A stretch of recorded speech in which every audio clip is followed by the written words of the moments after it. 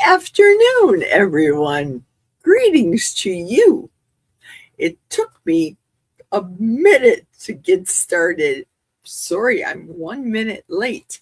Bob from Carnivore Talk taught me how to pin the message, the link, because after I'm done with my message, then we can kibitz and you guys can hop on after this brief message coming from the book of James. And again, like last week, I don't have a meat stick in my Bible. We're flying by the seat of our pants with just tissues. So let's take just a brief moment and greet everybody that's hopped on thus far. And if you're watching on Facebook, you will see the pinned link I did. Thank you so much, Carnivore Talk Bob. I appreciate you. Isabel, good afternoon. Jerry and everyone, good afternoon to you. Hello, Lynn and all. Hello to you, Lynn, my keto kitty. How are you? I'm down in my basement in the guest room, freezing, but not complaining because it's super hot outside and it's going to have a high heat index today. I was on listening to somebody's live today and they were saying, Jerry, you're complaining about the heat. Why don't you just go and live in Florida? Or complaining about the winter. Why don't you just go and live in Florida? That's the beauty of us leaving in February when it's negative 30 degrees up in northwestern Wisconsin. We go on down to Florida, except this past year because it was freezing down there. Why spend thousands of dollars and waste it? Because, well, if you know, you know. I'm not going to wear my sweatshirts from Wisconsin down in Florida just to go on vacation. It's that cold. No, not going to do it. Who else popped on? Hey, Amanda. Hi, my love. How are you? I hope you are doing well. Everybody can continue on greeting each other and salutations and greetings while I start with the book, continue with the book of James and some of my Bible reading that I've been doing this week. If you notice that what day is today? Today's Sunday, not yesterday. I wore the Carnivore Coca-Cola shirt yesterday to church.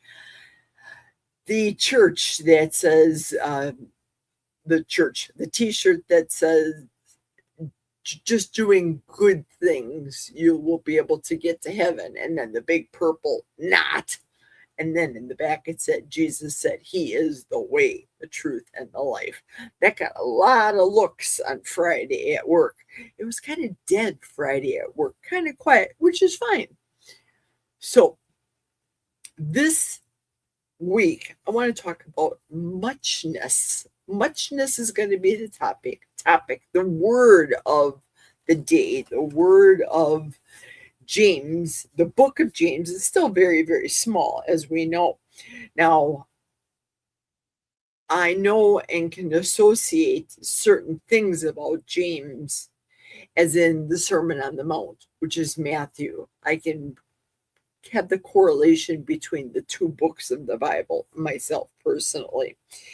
And I was thinking, as I was looking at some Facebook pictures of my great niece that just turned 3 years old, and I recall back kind of with I got a little kerflumped in the chest thinking about my child when he was a toddler. Why is it every week I get these steamy eyes? I'm telling you, when he was a toddler, and I would think how he would imitate me. Now, back in the day, I used to smoke cigarettes.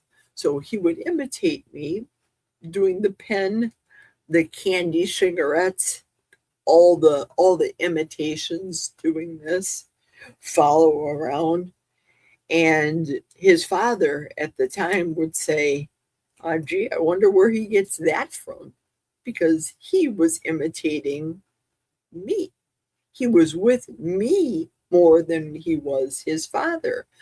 But yet, when he was with his dad, I would say to his dad, gee, I wonder where he gets that from. And I recalled those precious, heartwarming moments that I had when children were subservient. And those of you that have small grandchildren, Jack and I don't, because, well, we're up in the North Woods and we're not down to southeastern Wisconsin where the little great grandchildren are for us. And I haven't yet had my great grand niece spend time with me because I want to reserve that time for when I'm completely retired to give complete 100% devotion to her. Now, I'm sure she's going to pick up a lot of things from me as well. Cooking, I'm sure when I would be little and I'd go to my grandma's, I would imitate a lot of my grandma and cooking, and I continued that on throughout my life. Maybe a little bit more to my demise. Nevertheless, my grandmother taught me, and I was watching and I was paying attention by watching. Our actions speak volumes. So in the book of James, I'm referring down to my notes, of course, from this week and some of my thoughts that I wrote while I'm at work, putting them into my notebook when I got home. James asks in his book, he says, what does your life look like? Let's start with James 2:14. James 2:14. What does it profit, my brethren, if a man says that he has faith, but has not works? Can his faith save him? If a brother or sister is ill clad and is in lack of daily food, and one of you says to them, go in peace, be warmed, be filled, without giving them the things that the body needs, what does it profit? So faith by itself has no works, and it is dead. James, as I mentioned earlier, is similar to the Sermon on the Mount, which is found in Matthew. Faith without works is dead, and James speaks about that in 2:17. 2:17.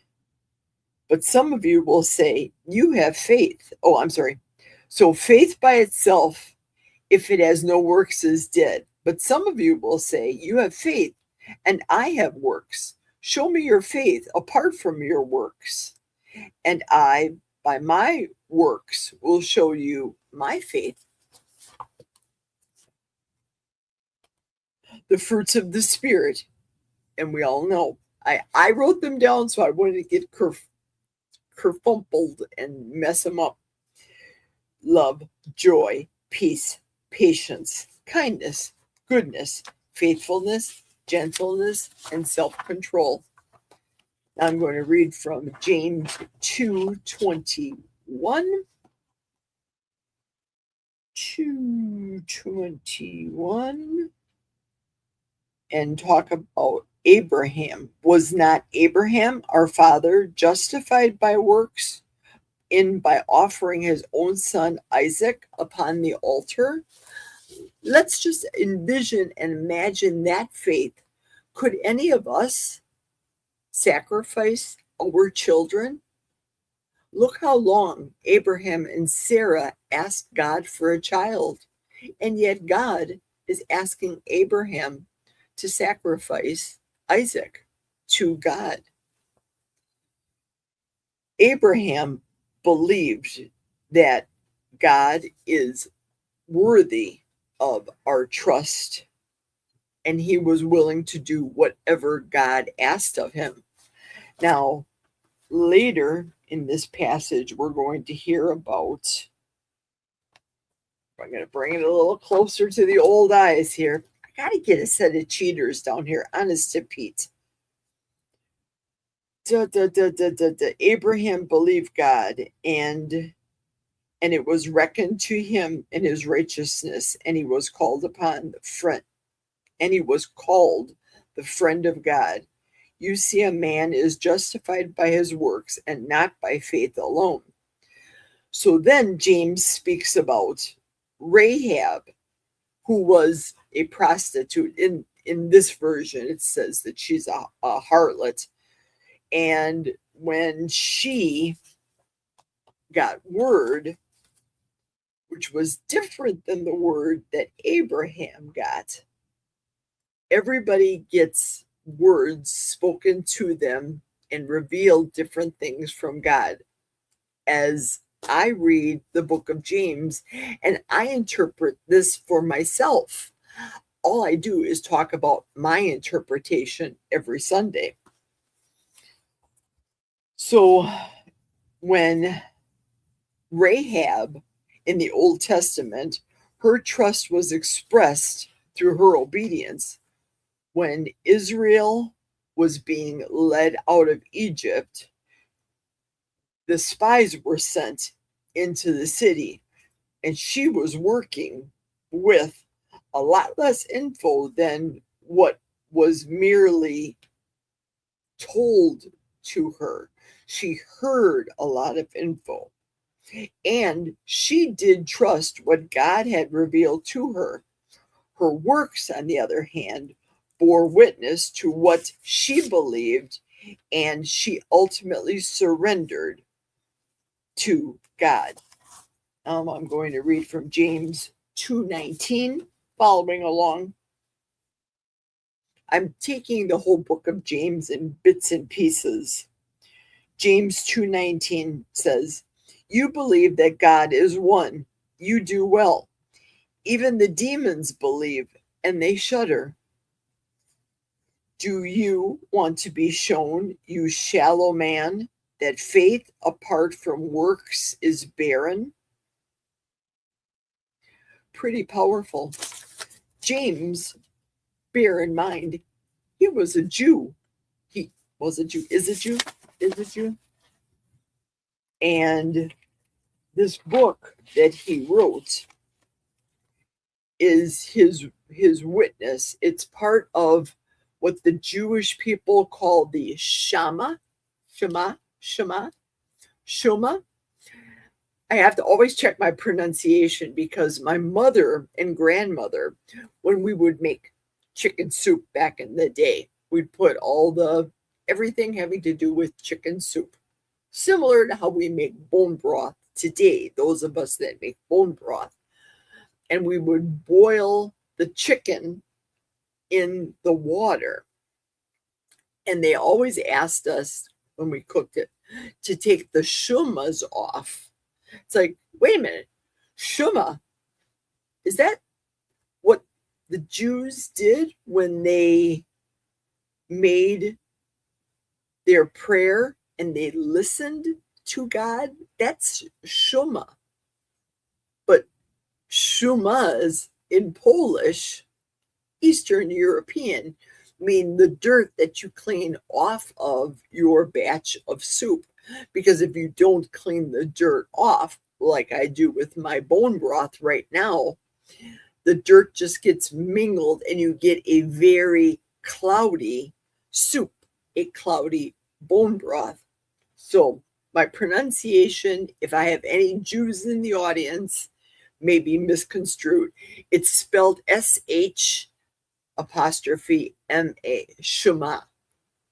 Maybe that's the correct pronunciation. It's been years.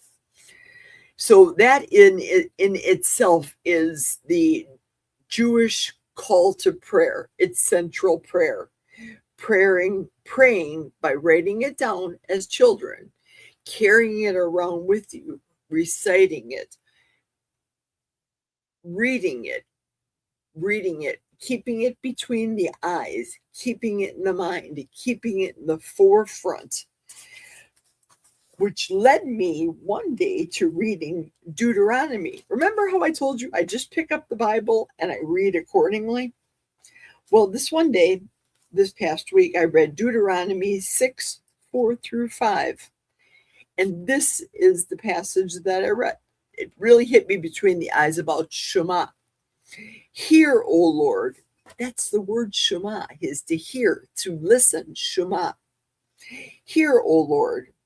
The Lord our God is one Lord, and you shall love the Lord your God with all your heart and with all your soul and with all your might. And these words which I command you this day shall be upon your heart, and you shall teach them diligently to your children, and you shall talk of them when you sit in your house, and when you walk by the way, and when you lie down, and when you rise. And you shall bind them as a sign upon your hand, and they shall be frontlets between your eyes. Right here, right in your forefront, right in your brain.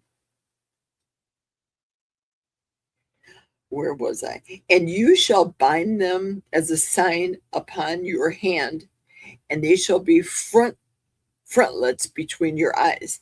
And you shall write them on the doorposts of your house and on your gates.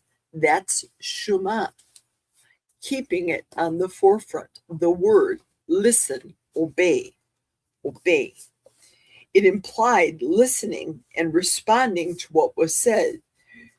As in the Bible, it says, those that have ears should listen. But do people listen? If you have ears, you're to listen. You just can't mindlessly. If you're having a conversation with your family and you're sitting on the couch and you're mindlessly scrolling, you have the ears, you're listening. But where's your attention going to? Is it going to your device? Because here you are just scrolling away while they're talking to you and you're going, yeah, yeah. Okay, yeah.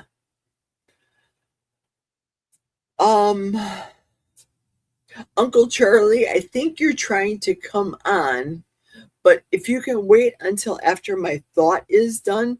I heard the click on the screen.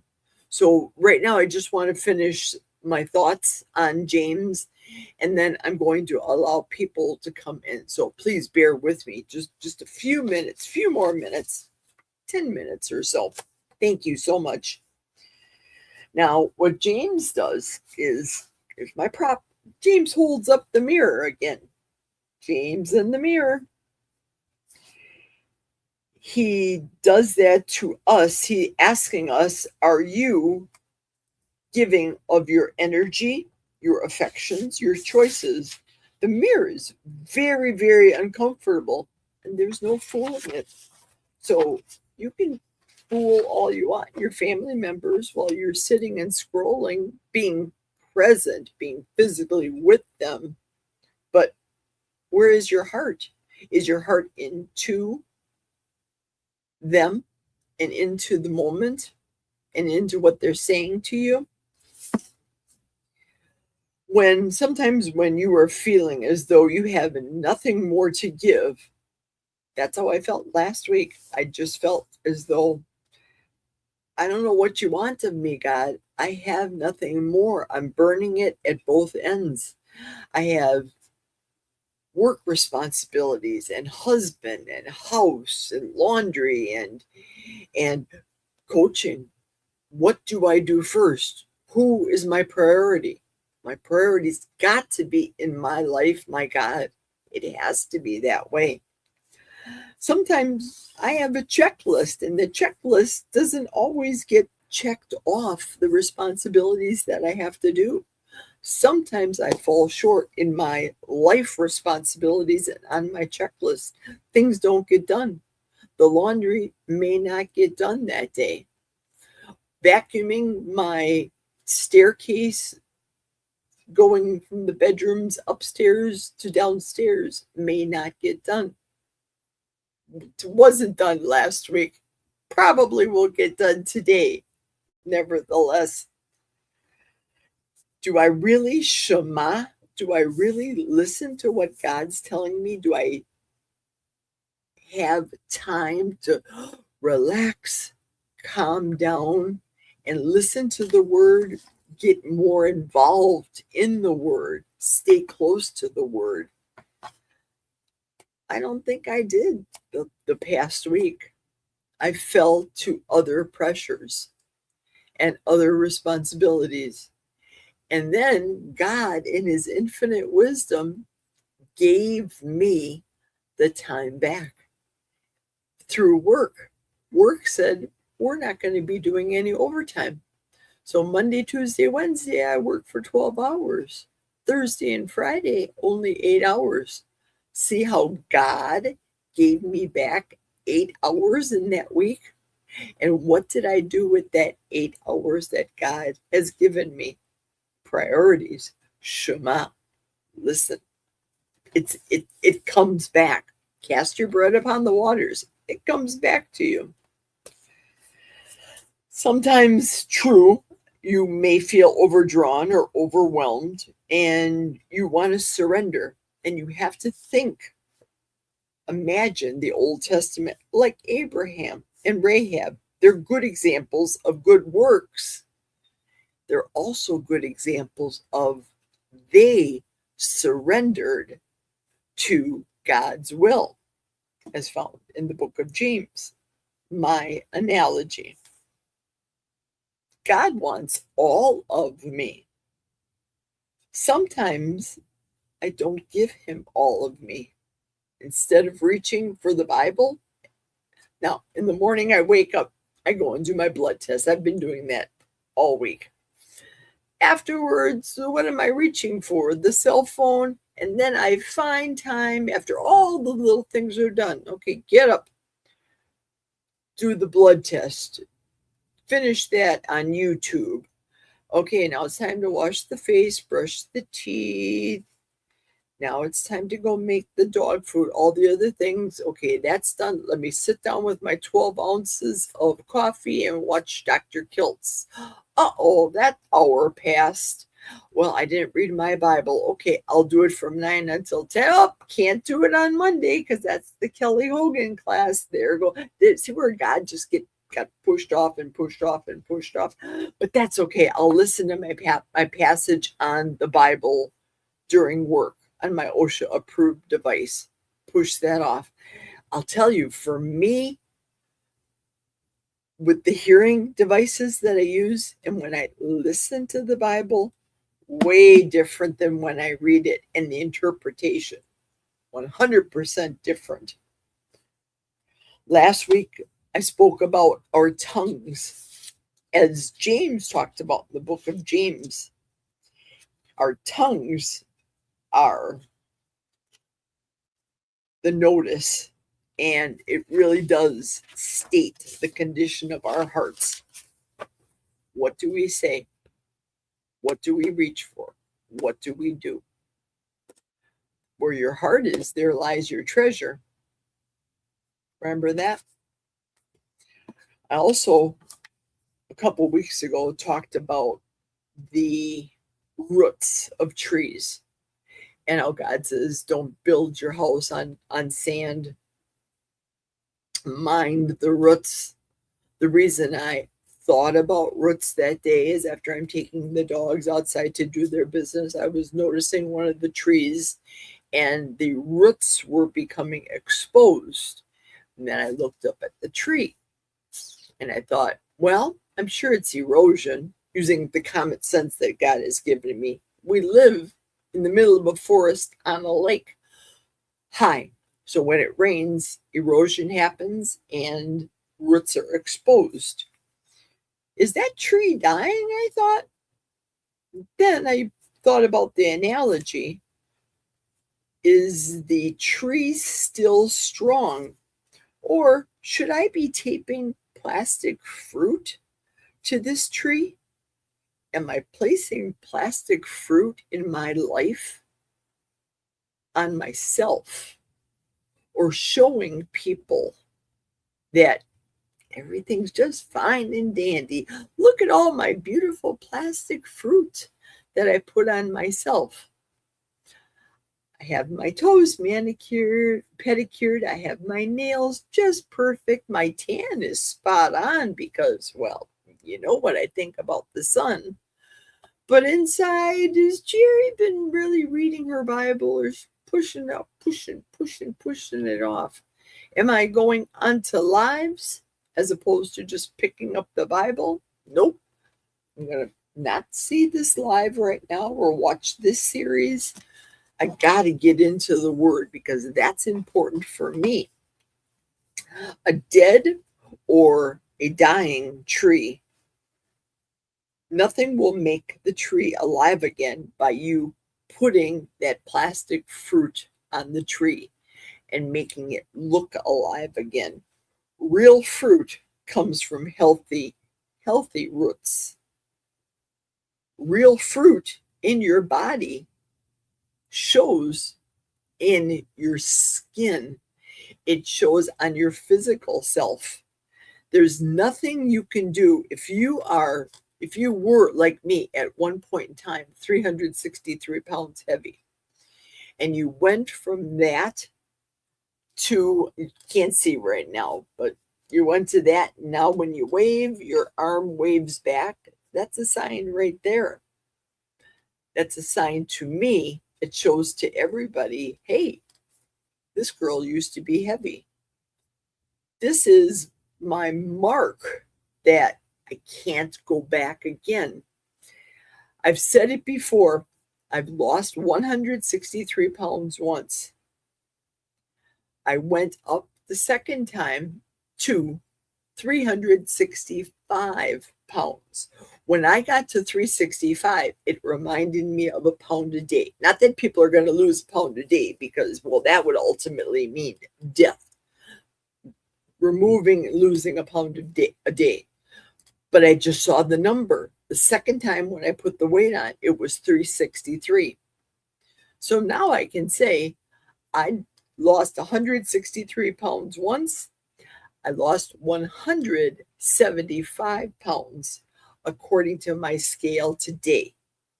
It's 175 pounds. So what is seen by other people may see a size 16 body, a size large person. I still wear the extra larges, but I no longer wear the 5XLs. My skin, because of gravity, has wrinkles.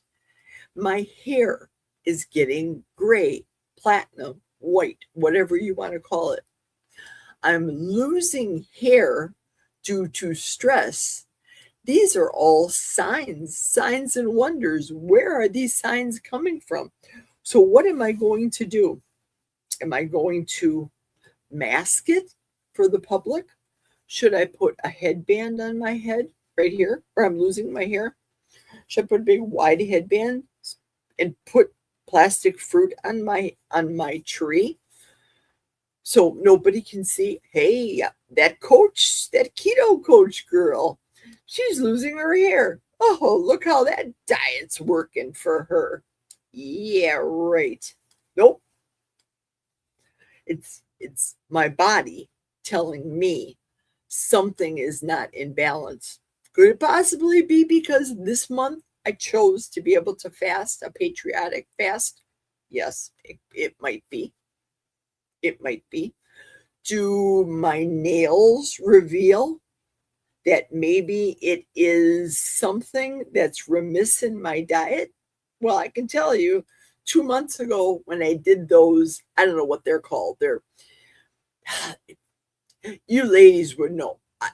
I just experienced it the first time this past winter. Acrylics, that's what is it acrylic? It's not, It's a polymer. Somebody, I'm sure, will put it in the chat. I'm sure you will. It's a polymer nail polish that is put on that lasts longer than your typical nail polish. So I did that and realized that underneath, using the plastic fruit analogy to my nails, It looked beautiful when I left the salon. My nails looked perfect. My nails looked perfect for 3 weeks until the growth came out. And then I went back to the salon to an inexperienced girl fresh out of cosmetology school that took an emery board. Do I even have a similar emery board? Yeah, I do. If you know, you know one of these. Look how sharp this emery board is. She took this emery board, which I kept as a reminder. She took that emery board and board and polished, scrubbed off all of the nail polish or the polymer that was the manicure, right down to my God-given natural nails. So right now, my nails are very short. They're extremely brittle. They have not yet grown out. But do I continue to keep going to the salon and putting the plastic fruit just so it looks as though I got my act together on my hands, so I look good to people? Nope, I can't do it anymore. And I thought, fake people, fake nails. I said that for many years to Jack. Fake people, fake nails. If I would get one of those clip-on hairdo-y things to give me bangs, I think I would look dopey, because here I am, a 65-year-old woman, putting a comb, try to get it to match my gray hair first off, a comb bangs on my inflamed face. It just wouldn't look good to me. But again, I'm putting plastic fruit on my tree. I'm masking the fact that I am losing my hair in areas. This time it's over here, out of the ordinary shed. It looks as though I have missing hair. It's happened before. I shed twice a year. That's typical for me. This is the first time I've ever fasted, so I'm losing more hair. I don't want to put fake fruit on myself just to make myself look good. God knows our hearts. I don't have to put on any fake fruit, fake nails, faux fake falls in my hair. I think they used to call them falls back in the day. My hair is getting pretty long, and it's filling in. It's growing very well despite me not eating, but it is still shedding regardless.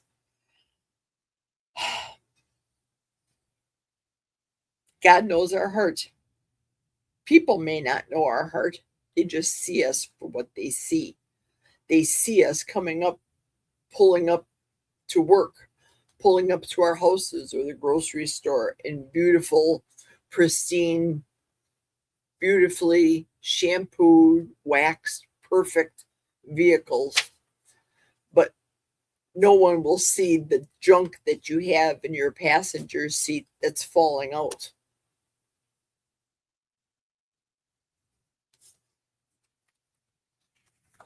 Everything in a season. Faith goes slowly. John 15 says, I wrote this down as opposed to looking into the Bible. I just wrote it down. John 15 says, abide in me, and he will produce much fruit. God grows the fruit. We have to tend to the roots. People can see it, but we, believers in Christ, have to be comfortable with each other and trust in one another, that birds of a feather flock together kind of thing. You are the majority of the 5 people that you hang around with type of thing. Are we comfortable speaking to one of our 5 people the truths, our truths? And it doesn't mean, for example, the carnivore diet. I'm not going to be, you must eat only meat, salt, and water. End of discussion. You've got to fast for at least 10 days out of the month. No, not that kind of stuff. If we see little things in each other, small things that we think as believers in Christ now, not just random people we see on the street. If I see a random person on the street, man, grabbing a random woman on the street in an abhorrent manner, I cannot, as a Christian, go and dictate to him my Christian beliefs. Can't do it. As a Christian believer in Christ and saver of people, concern for people, if I see somebody trying to hurt another person, kill, it's a fine line. When we see these things more often than not on TV, some atrocity happening to someone, what do we see? Everybody doing this. Everybody's taking pictures of the video. Let's all watch it later. Let's not live in the moment right now. No, put down your phone and go help that person. God has us in his hands. I've said it many, many times. God's got my future in his hands. I just don't know what's going to happen and when it's going to happen. Will it be something like that where I'm going to have to defend and step in to save somebody's physical life? I don't know. I have to take care of my own roots. I have to be wise. I'm not going to deliberately drive into a bad, crime-ridden area and invite everybody to come into my vehicle and let's all go to McDonald's, everybody. No, that's foolishness. I would die. I would be killed. I would be shot, stabbed. My vehicle would be slashed, stolen from me. I'd be beaten up and left out on the street. That's when common sense comes into the picture. We have to be brave enough to point out to other people certain things, and we have to be prayerful enough to ask God for the right words to say to each other. Pick up the mirror. Look in the mirror. If we don't like what we see, what is getting in the way of my trusting God? What is Shama? What is stopping me from Shama? What is stopping me from listening? What is stopping me to shift, to want to surrender? What is stopping me from discipleship? What is stopping me from community with other people? So my closing thoughts are very simple today. I just wrote a brief paragraph. I'm still going to continue to look in the mirror. I want to be able to see my own actions first before I place judgment on somebody else.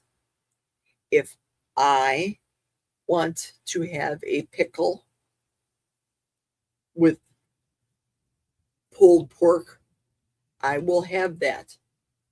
If I see somebody having a salad, I can't pass judgment and I can't tell them what's going on right now in the nation. Warning, warning, be a dotting downer to the masses. I can't go in the produce department and start throwing all the produce on the floor and stomping it, ruining it because of a news flash. I also have common sense not to want to eat it. Well, I'm fasting, so I can't eat it anyway. I want people to see my real actions. I feel as though sometimes I'm perceived differently on YouTube than I am in real life. The client yesterday that I met had told me things from a perfect stranger's point of view that blew my mind, that made me drive home and think, wow, I'm not that person that I think other people perceive when they're watching me on the tube. And I can't change my tone and my inflection. I can't make myself shrink like a wallflower and talk very quiet. That's not Jerry. But is my action showing them my real heart? All I am on YouTube, you see the talking head. That's all you see is Jerry from the waist up, the talking head just spewing out, sometimes to many people, nonsense. If I'm talking at work into a chat instead of typing, you may see a lot of nonsense because, well, talk to type does not work for my tone and inflection and my dialect as well. My accent, I'm Midwest. Isn't really a Midwest accent though. What is my muchness going to do? I know that that little toddler that I raised that imitated me changed. Once he left my house and he went to college. Once he went to a liberal college, University of Madison. He changed. He wasn't the same little boy that I raised.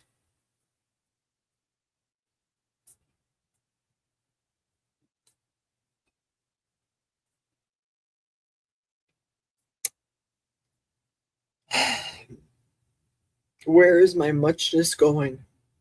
What is my muchness doing? How is my muchness going to change my life from this point forward?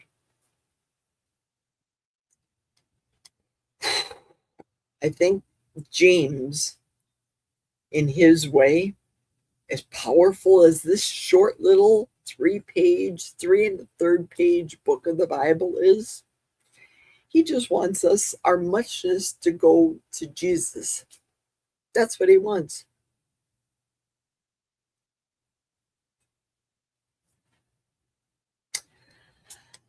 Those are my thoughts for the week, ladies and gentlemen, on James. Very small.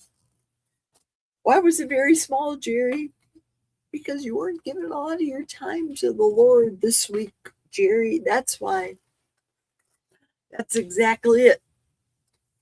So, Uncle Charlie, if you're out there or anybody else that wants to come on down. We can talk about this. We can talk about anything that you want. Whoa! Let's start out with the chat here on my cell phone because I can read it. It's closer to me. And I'll omit all the highs and hellos, but I will want to greet everybody that's here because I thank you so much for being here. Amanda's here. Hello, Amanda. Thank you so much for coming on. Did I say hello to you earlier? I said Isabel. I said Lynn. Amanda. Vicky is here. Hello from Arkansas. Hi, Vicky. Thank you for coming on. I appreciate you. Hello to Miss Erin. Hi, how are you? Erin, you just so got my heart today when you had said, I think it was in Dustin's, that you were going to pray the rosary for somebody. You just got my heart and I just got a little lump in the throat. So you touched me there, Erin, today. Thank you so much. That was beautiful. I appreciated that. We want a nice and easy stream. No shenanigans. Not today, Satan, Erin says. Erin, hey, Erin, I get it again today, says Lynn. Good thing that Lynn is here to make sure everybody's on the up and up. Absolutely. Super moderator, the keto kitty that she is. I can't wait to meet Lynn in person. I can't wait. Mist Above is here. Hi, Mist Above. I talked to you earlier today in something that I posted, and it's good that you're here. Thank you so much. Uh-oh.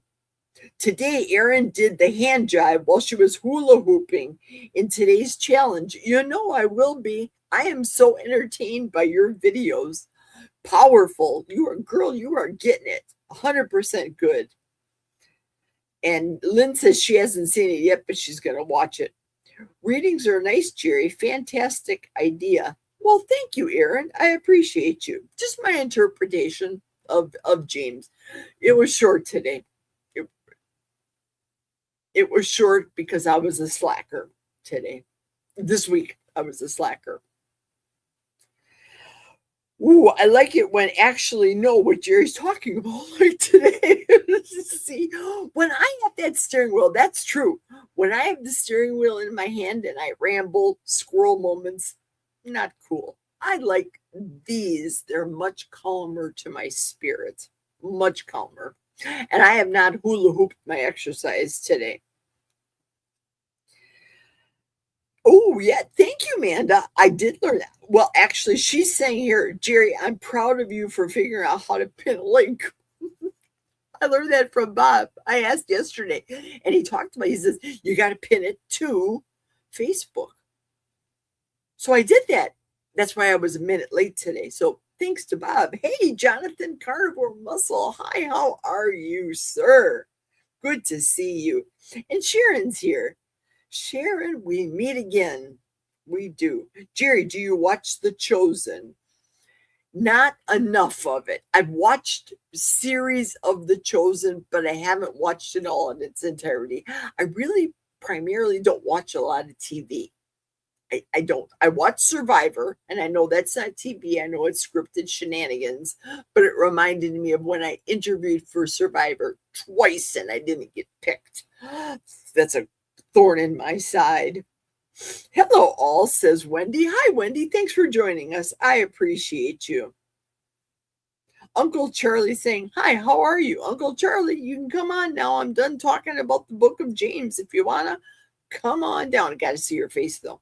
No black screen. Got to see faces. Love you, Jerry. I love you too, Patricia. Thank you so much. Patricia, you are a powerful spirit. I see your powerful words of wisdom that you write to me on the daily. Always pleasant. Always good to see you. Patricia always says hello every day on every stream to me, like Brian does as well. Hi, Uncle Charlie, says Lynn. Everybody's saying hello to Jonathan, of course. And Retired Rick is here. Hey, Retired Rick, thank you so much. I am glad that you are here with us. Uncle Charlie says that he does all of my laundry in his apartment. Good on you, Uncle Charlie. You must have a stackable unit. When I was in an apartment in college, I had a stackable unit too. Retired Rick saying hello, hello, hello. Laundry is tiring, especially lifting heavy, wet stuff, but it happens for reals. For real. Retired Rick. And the pink hand, the pink waving hand. I love that one. I don't see a pink waving hand on my device, and I use the device more than I do the laptop, but I see it on the laptop in the chats. What kind of work do I do for a living? I was a retired realtor. And when I retired from real estate in southeastern Wisconsin, Uncle Charlie, the husband says, we're moving up north to retire. So I traveled back and forth for 3 years before deciding that it was crazy and I-94 was nothing but an ice rink in the middle of winter, and I was done driving. And I decided to go to Manpower, a place that hires people, places people, but I was done with management.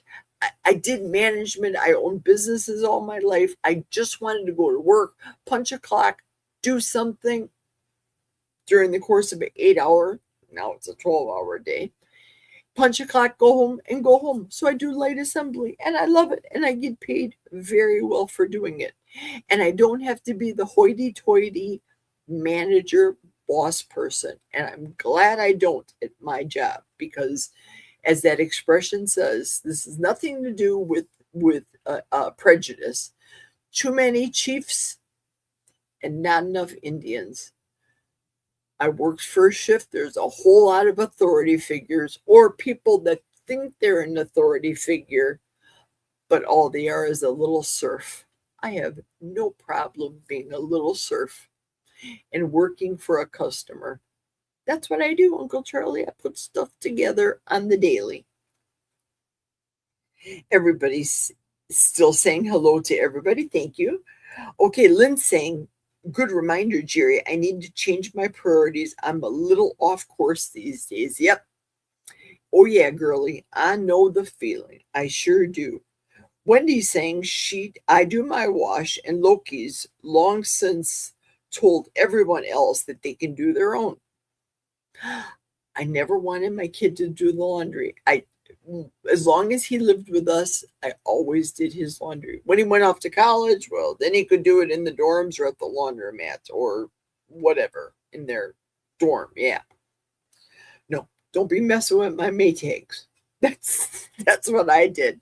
I've heard horror stories about kids throwing stuff in the laundry machine and messing it up. No, you're not going to touch my Maytag. My Maytag is old and it works good. Knock, knock.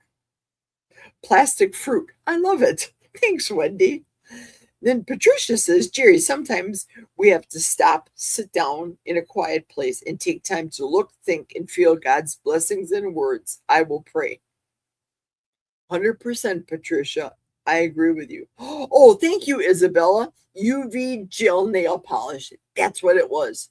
I got sucked into that. It looked beautiful and it lasted long, especially doing light assembly at work. It lasted fantastically, especially when you had it done matte.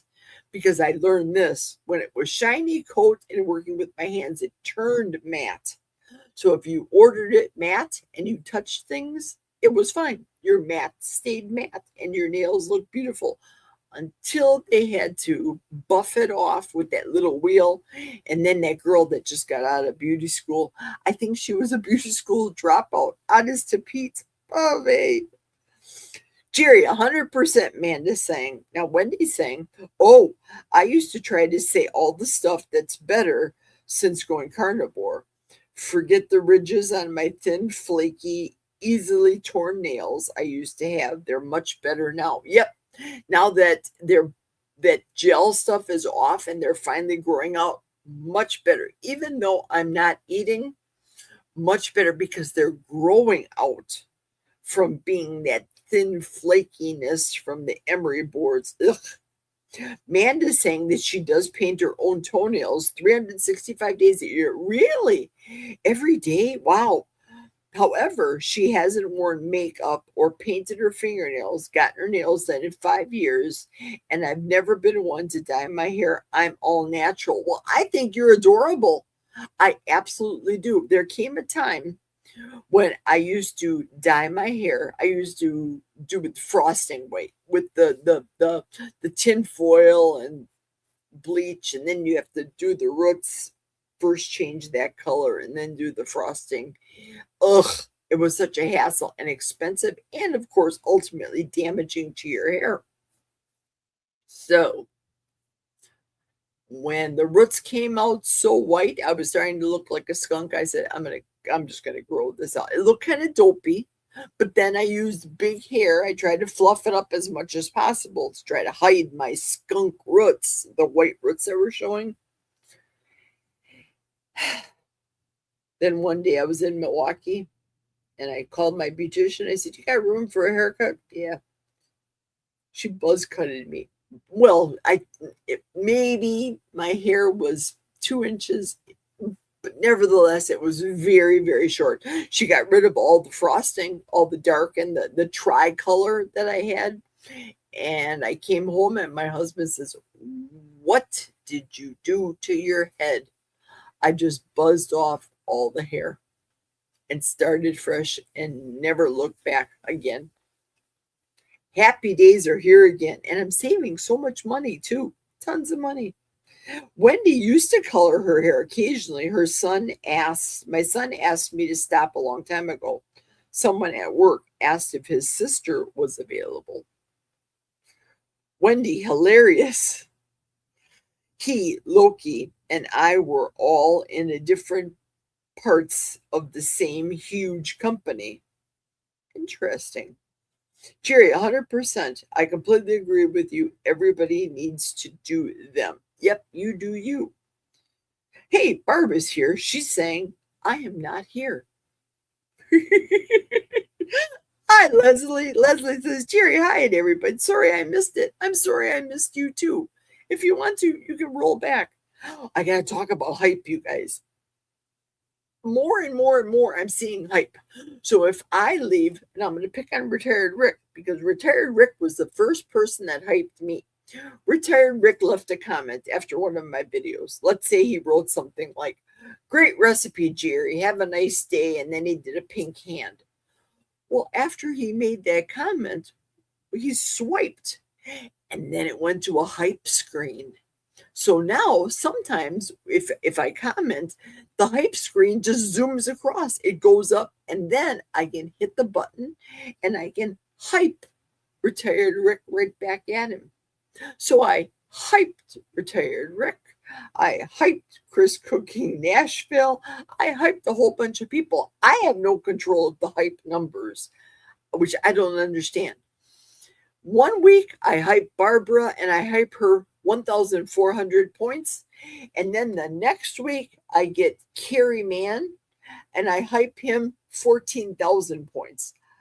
There's no rhyme or reason with these numbers. So please, if you leave me a comment after the video down below in the comments and you see hype, whether you have to swipe to see hype, poet and didn't know it, or it slides over, give me a hype. I want to see if that makes a difference for me. I appreciate you. I appreciate all the thumbs up. Are you kidding? You guys thumb me up and make all the comments because it just pushes me out to the YouTube universe. So welcome, welcome. A Mist Above says, Jerry, beautiful words and wisdom today. Thank you. Well, thank you so much for listening, Mist Above. I'm sorry, I don't know your first name.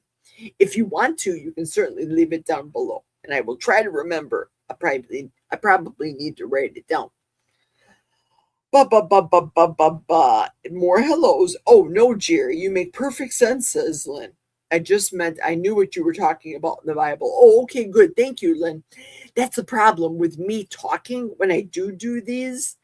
I get late on the responses, so I fall out of sequence with my thought process. Squirrel moment. Leslie, good afternoon and good evening. And Amanda's laughing at Barbara. I am not here. Thank you, Amanda. It's evening. That's right. Leslie is in England, so it's evening over there. Don't touch my Maytag. I know. My Maytag is old. If it's even from the 1980s, that's old, but I love it. I love it. Whoops, I am late, says Karen. I will catch the replay. Hey, thanks, Karen. I appreciate you catching the replay. QQQ, do you get weak feeling when you fast? Asked Vicky. Absolutely not. Now, whoa. Roll the tape back, Jerry, because you got sick the first week. I did. I got some kind of a shenanigans. There, I said Aaron shenanigans. I got some kind of bug the first week of my fasting. My blood sugar was super low, way low. I did not have any diarrhea this month. I know. I'm sorry, guys. TMI, too much info. I should have given a warning. Turn off this if you're sensitive. But right now, today, my blood sugar super high. What? I don't know. I think my blood sugar was high was because when I went to bed, Jack still wasn't home from going out and getting car parts. He wasn't home, so I think I was worried. That's just my logic. Stress, worry, messes with the blood sugar. I don't think I'm ever going to do a summer fast again. I didn't expect these high heat index days, not to mention the fact that cold or flu bug messed with me. But right now, I do not get weak feeling at all. I drink plenty of water and electrolytes. This is down to ice right now. Pardon me a moment. Yeah. It's salt water. I just got a sip of salt. Jerry, thank you much. And I meant I have my toenails painted every day of the year. That's the only frill I do to myself. Me too. I do the toenails mainly because I have old lady feet.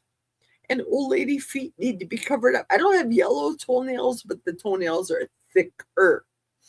And wearing steel toe. No, I don't wear steel toed shoes. I wear composite toe because that's required at the factory that I work at.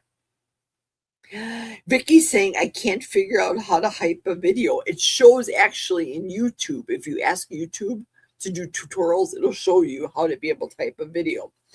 Usually after a video is over and done with, not if you leave a message right now in the chat. No, I know no. It has to be afterwards in a regular video, and then you leave a comment in the comments line.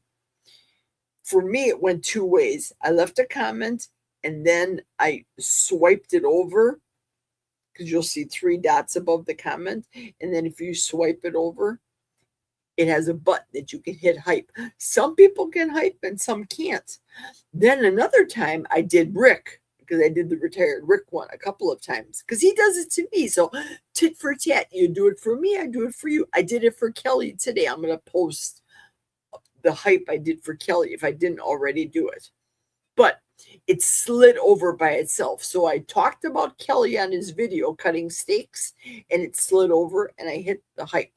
Today is Kelly and my first year friend anniversary.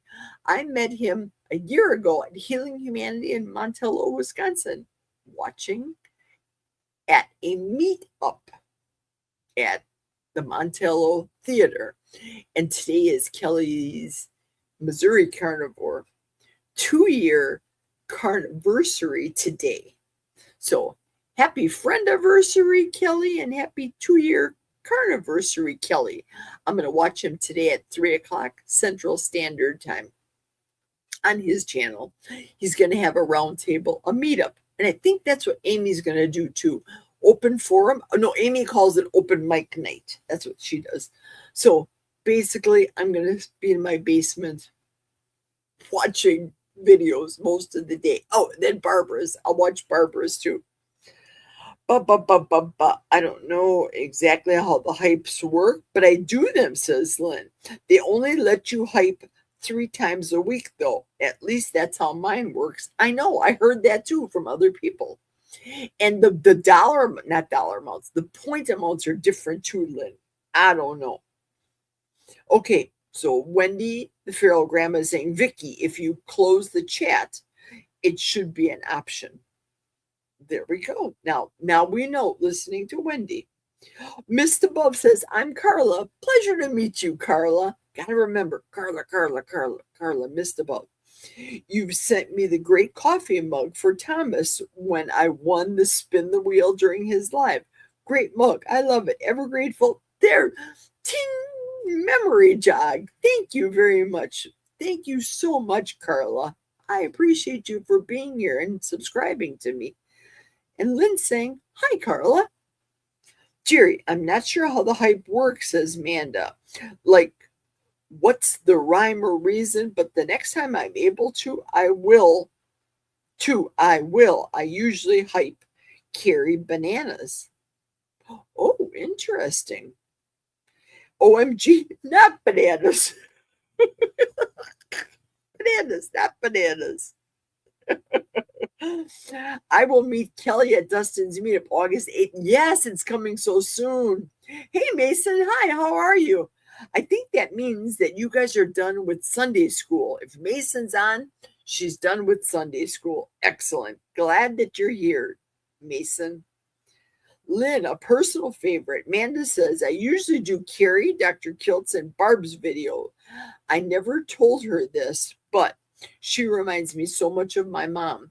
I'm so happy for Barb and all she's accomplished. Me too.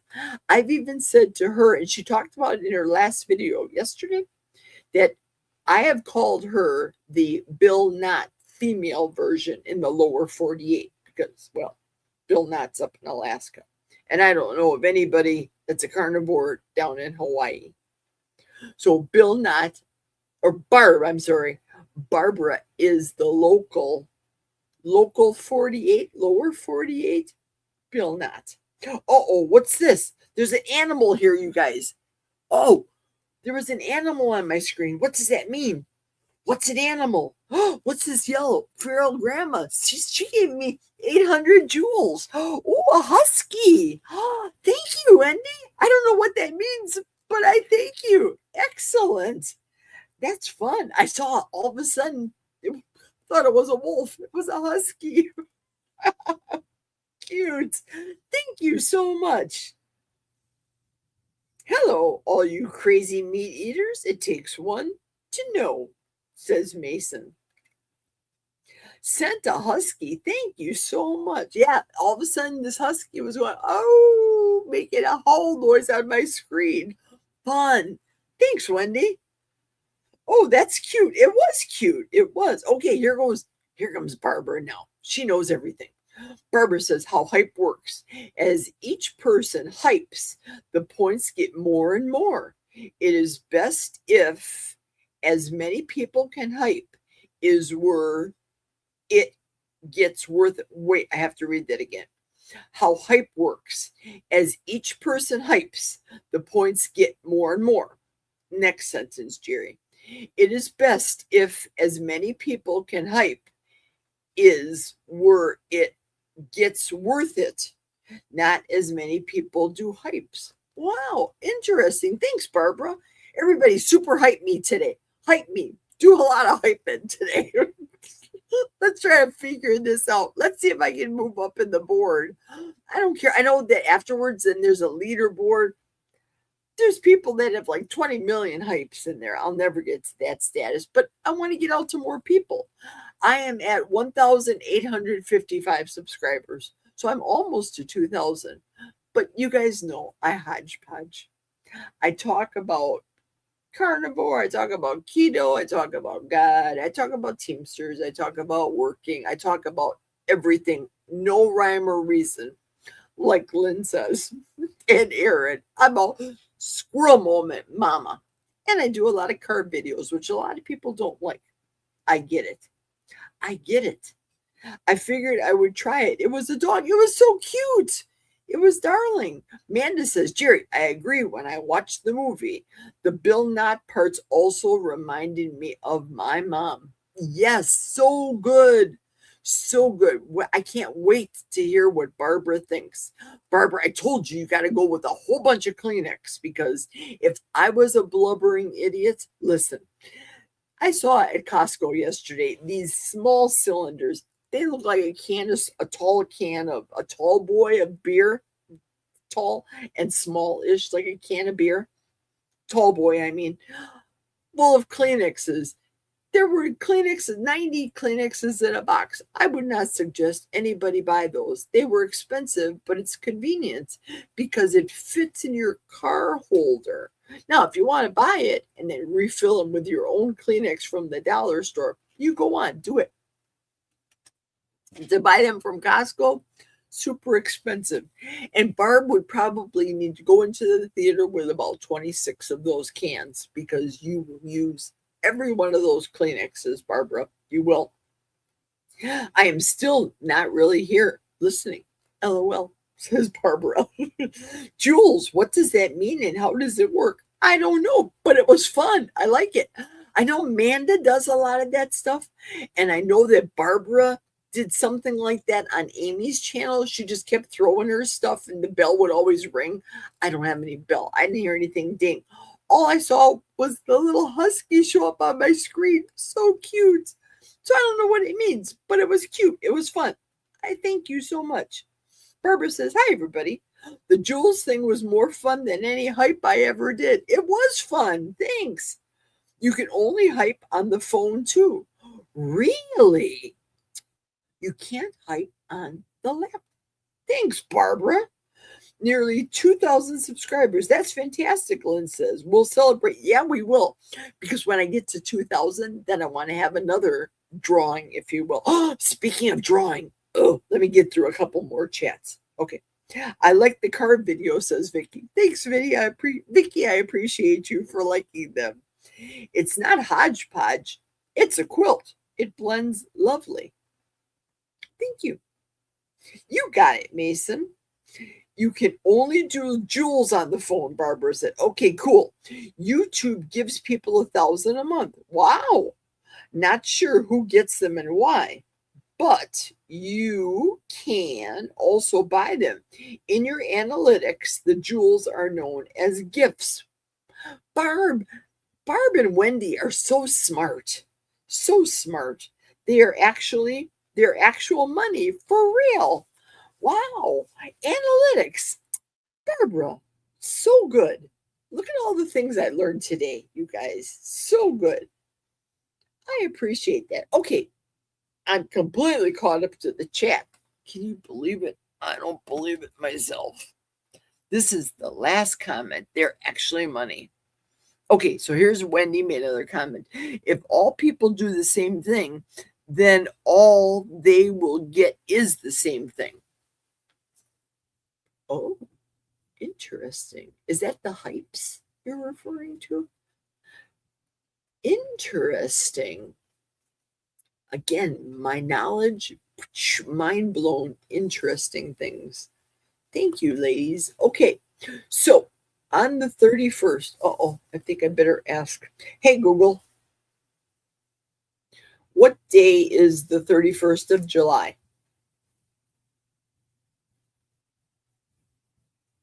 Friday. It's Friday. Okay, Friday the 31st, not Friday the 13th. So that's the last day of my fasting. So that's the last day that I'll be doing a recipe. I asked Rick, Mopar Rick, to do it on Thursday. So I'm believing he's still going to do it, believing that. And randomly throughout the week, I'm just asking people. If you saw Kurt, I did a community post. Kurt gave me a recipe.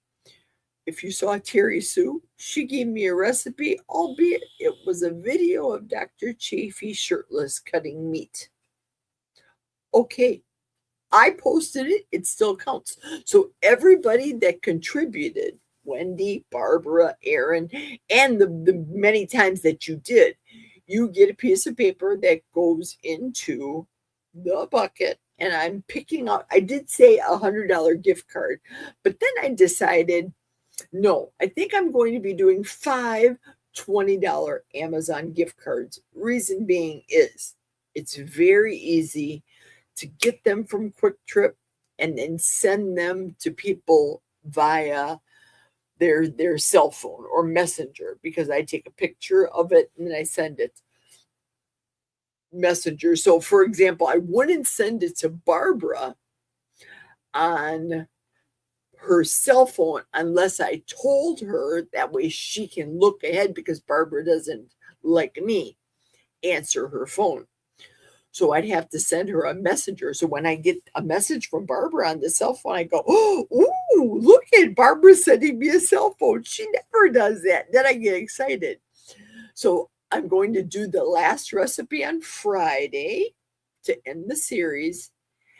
And then on Saturday, once everything's all done, I'm going to draw for the 5 people $20 gift cards from Amazon to 5 random winners. I'm kind of disappointed because some people did not participate and some people I had to push and prod and say, come on, it's very simple. These guys got to do it. Today even, I did a recipe on dog food. Nobody scheduled me. Nobody called me out. I just random did it because it's my thing. My thing, my rules. I did whatever. So I made the dog food today. And I thought, I'm going to tag Maria. So if Maria posts it on her Facebook or she private messages me, I will get it out to the people and she's entered to be a part of the drawing.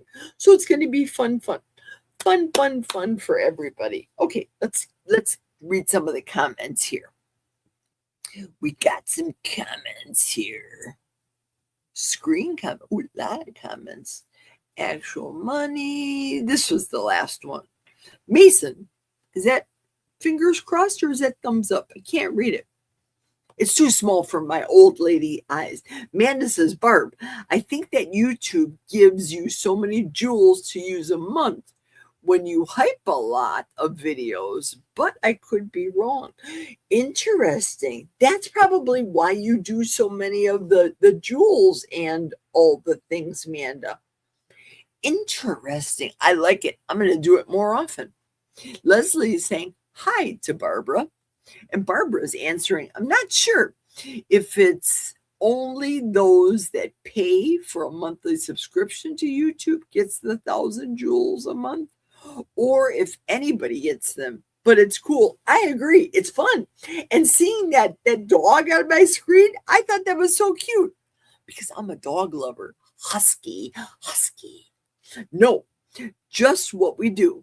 If you eat donuts every day before work, you'll probably gain the same pounds you gain every year. Oh, gotcha, Wendy. And Lynn's saying, good luck to all the awesome participants. Okay, Lynn, this begs the question, just because I'll have to do it. I have to ask you, can I call you out this week, Lynn? I know you make delicious creamies, and I know you do lots of recipes, and I bet you cook for Ricky. Hey, Ricky, you're so fine. I bet you do. Can I call you out? I'm waiting. Sharon says, I'm still waiting. LOL. Uh-oh. Okay. All right. Okay, Sharon. I hear you. I see you, Sharon. I'll be calling you out. Just wait. Wait, sister. I'll call you out. Sharon, I will. I don't do paid YouTube.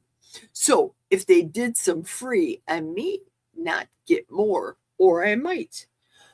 Interesting. So do you mean the paid YouTube, no commercials? That must be what you mean. I think that's what you mean. I think so. Oh, by the way, Wendy, did you see the coffees I sent you? I sent you coffees, and then I sent you another coffee because for your recipe, you weren't showing up on any of the screens. Thomas was doing a live, and then Thomas subsequently had you on his live while doing a live showing your video. So I sent you another coffee to you, thinking you're going to see it and then see my message saying, where are you, Wendy? Because your live didn't pop up. I know this sounds confusing, but Barbara says it too. Do you guys see that we do not get notifications on the regular? Seriously, I don't know why. It just isn't happening. I'm not getting steady notifications. Now I can look at my clock at work, look at the wall clock and say, okay, it's 8:00. I know Barbara's going to be going live. And then I have to click on when she has her live light on, whatever that means. I don't know. But if it's red and it says live, then I click on to Barb from work to be able to listen to her do her show. That's how I know. But I get zero notifications about Barbara's live. Nothing at work. And Barbara's even said that about me. And many of you have said that about mine. Hey, Jerry, I didn't get a notification. I just saw that you were on a live. Go figure. Mason saying here, I hope your quick trip never closes. You would be screwed. You know I would be. 2 for $1 eggs ends on the 27th. What day is today? Today's the 26th. I don't know if that means it's until tomorrow.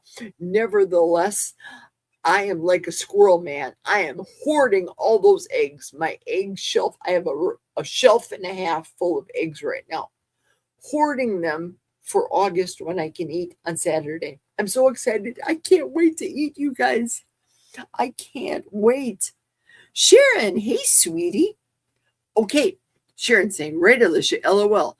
I'd imagine just sending an Amazon card from Amazon would be easier than going into a convenience store. No, what I do, okay, I'll tell you how cheap I am, you guys. Every time I go into Quick Trip, when I scan my card and buy something, even though it's $1 gas, ask me how I know this. When I scan my card, I get a point. You get 15 points. When you get 15 points, you get 5 cents off of a gallon of gas. Just gassed up yesterday and I had 50 cents, 50 cents. So my gas cost me yesterday, what did it cost me at Quick Trip? To fill up a 30-gallon tank, it cost me $100.17 using my points. Sans the 50 cents reduction.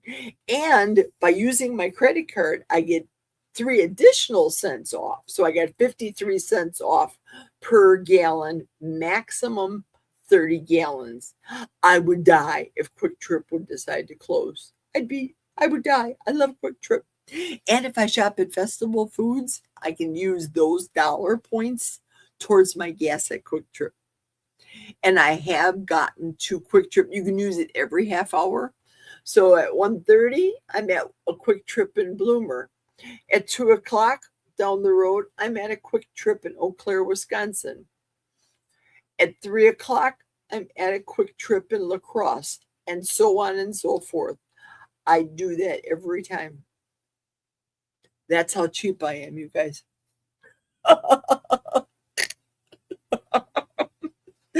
That's true. Wendy, the Jules thing doesn't open now. Probably because I just did it. Interesting. Oh, yay. She's saying yes. Yes. I was so hesitant because I thought you were going to say no. Okay, good. Well, Sharon and Lynn, look out. I'm going to randomly do you guys both today. So prepare yourselves, ladies, when I see you. Could be Kelly's, could be Amy's. Just saying. Just saying. Look for the Jerry. Look for the Jerry quotes. Oh, I got 10 Jules. Happy poop. Yes, happy poop. Love it. I love happy. How come I didn't get poop? How come poop didn't show up on my cell phone? Or did it? And I was talking through it. That's so fun. Thanks for the poop, Barbara. Thank you. Okay, that makes sense. I scan my receipts, actual or virtual, and collect points on Fetch and Coinout. I can redeem for Amazon cards or gas cards or other options. Yep. Oh, so we're getting more poop. We're getting more poop from Barbara. 10 Jules, more poop. No poop is happening on my cell phone. Oh, poop just jumped out here. Poop just jumped out. I saw poop. I saw jumping poop. I found a corgi and a hound. I'm so excited. I'm at the edge of my seat. Literally at the edge of my seat. Oh, oh no, I'm scared, Jerry. Lynn, be afraid. Be very afraid. Lynn and Sharon, it's coming. It's coming. 10 more more poop. More poop. Look at my poop, you guys. It says Barbara. Oh, Barbara sent a gift. Look at the poop. Look, I'm so excited about poop. Look at how fun this is. Happy poop. I'm happy. Oh, I missed my turtle. How did I miss the turtle? Shoot, missed the bug. I gotta watch the cell phone and do a live. Oh no. Sent, let them cook for. Oh, I saw more poop. Poop just flew down on my cell phone. And then Sharon said, Lynn, I'm shaking. Steadfast. Barbara. You guys, this is so fun. Let them cook. 752. Ooh, interesting. More happy poop.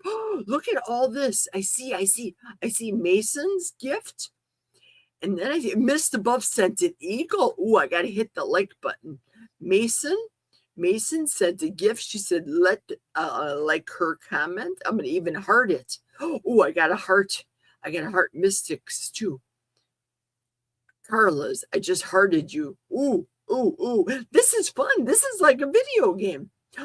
Very fun. Thank you, guys. Let's now back to the laptop. I don't know what to look at first. This is fun. Jules. Jules and poop. Happy poop is fun. Happy poop. You got the cutest little happy poop. Oh, Carla, is that more poop? My nose is running. I'm so excited. There's an eagle. Look at that. This is fun. If this is what a video game is like, you guys, this is fun. Oh, eagle. Eagle from Carla. Said help everyone.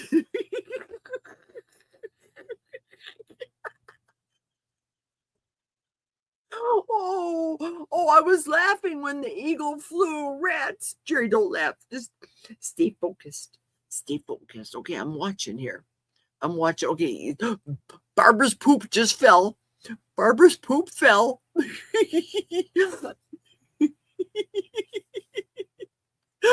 Wendy just said 10 coins. Thank you, Wendy. Thank you, guys. You guys, this is fun. Look, this is so much fun. More poop. More poop. Poop is coming. Poop is flying all over the screen here, you guys.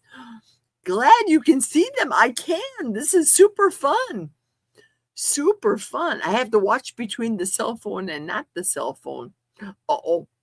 I just saw Cranky Cutler put a comment down, or at least I thought it was. Okay, here we go. Cranky Cutler is saying, oops, sorry about that.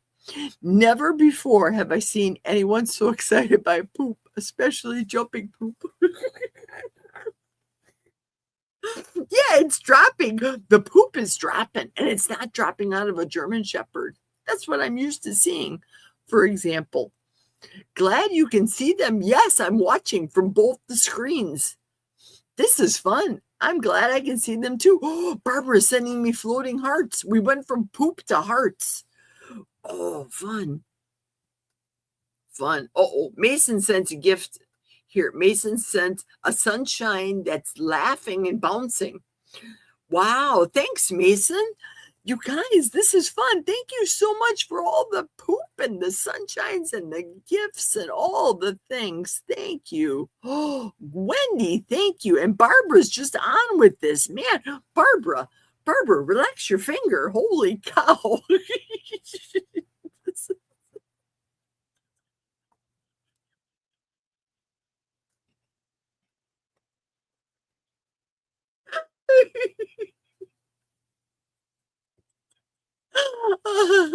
Sunshine on my computer makes me happy. Flying poop gets in my eyes, will make me cry. Oh, what is this? Wow, Barbara. Barbara's throwing all the poop and the gold coins now. She's throwing gold coins. What is this? That's what sober people. This is what sober people do. True. Can you imagine? Can you imagine if I drank? Jerry's channel has never been boring, and it never will be. It won't. This is a lot more fun than it is behind the steering wheel, you guys. We did go a little bit off of topic. Book of James to flinging poop and flying eagles and huskies. Man does 100%, 100%, 100%. No, I don't think so. My channel is definitely not boring.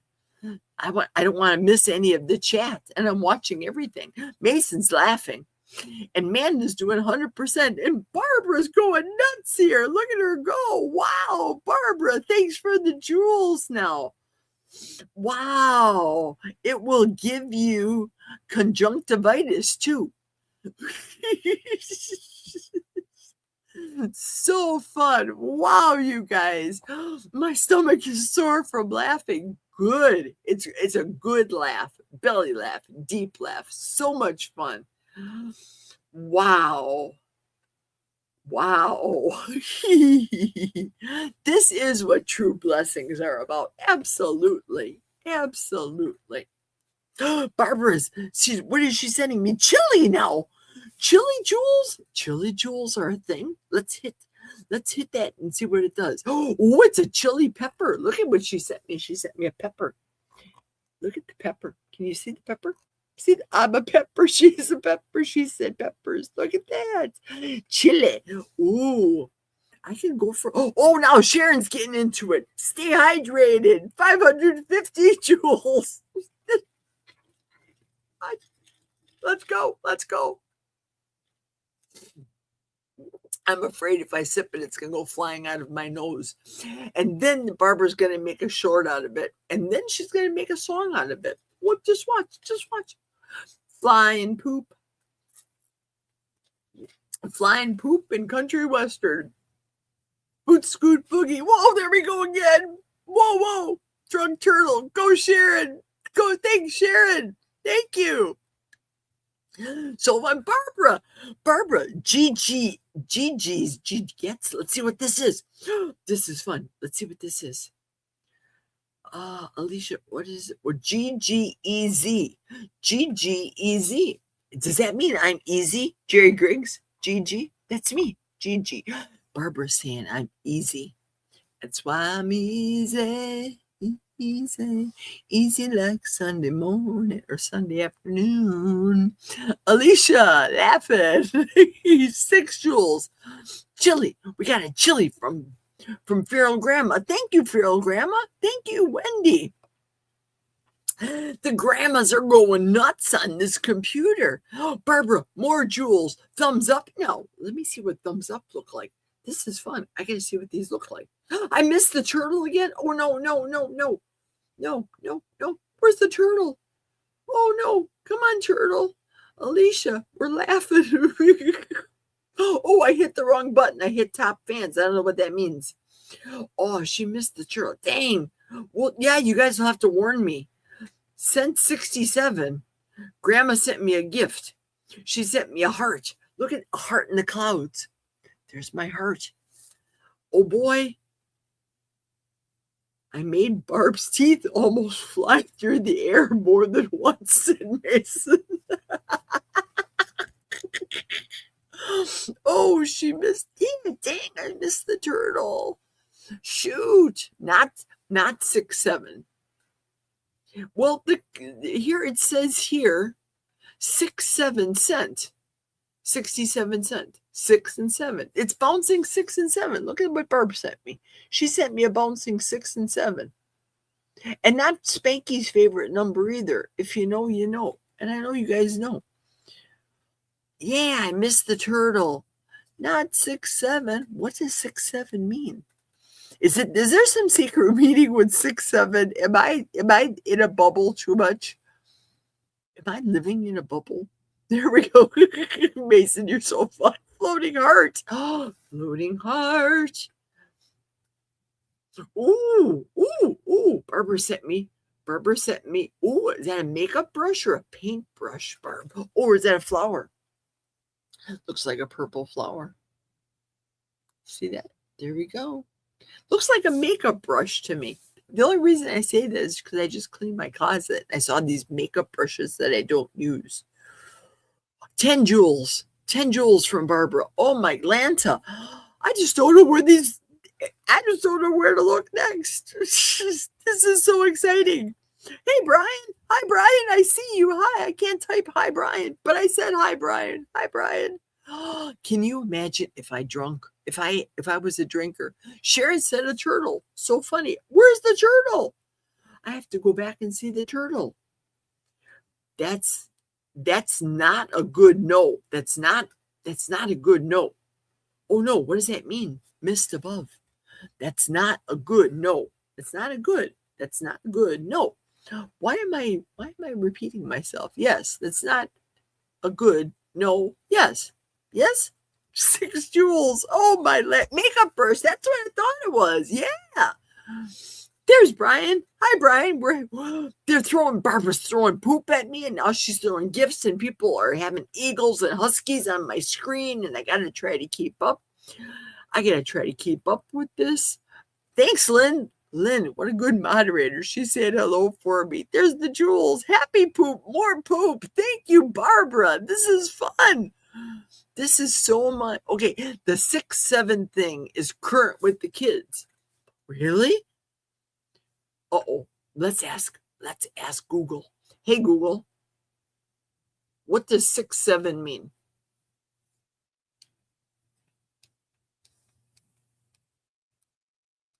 67, or 67, is a viral slang term with no fixed meaning, largely used by kids and teens as a playful, nonsensical interjection. It originated from the rap song Doot Doot, 6'7", by Skrilla, and spread through sports highlights and TikTok memes. The Jules, happy poop, more poop, thank you, Barbara. There we go. It's what the kids are saying. And people laugh at me when I go on the chats and I go something to the effect of, it's what the kids are saying. And then Dustin will interject and say, yeah, back in 2000, Jerry, get with the program. Interesting. Look at you guys know all the things. Yeah, I don't know. It is the thing. There we go. More poop. More poop. This is so fun. Oh my goodness, my belly. This is so fun. So much fun. Oh, Aaron, you're missing all the fun. All the flying poop and all the things right now. All the things are happening, Aaron. These women are just going crazy in here, throwing poop and coins and money and gifts and eagles and all the things. Everybody's saying hello. Okay, 67 is a bad number. Okay, got it. It's a dark trend young teens are using. Really? Oh, see, I need to know these things. Because if these young kids, if I'm out in a mall and somebody says 6'7" to me, what does it mean? Now I know it's a dark thing. The goat is here. You know she is. Yeah. Oh boy, more jewels from Barbara. We got a party hat now. Okay, let's see what the party hat looks like. Let's see what her party hat looks like.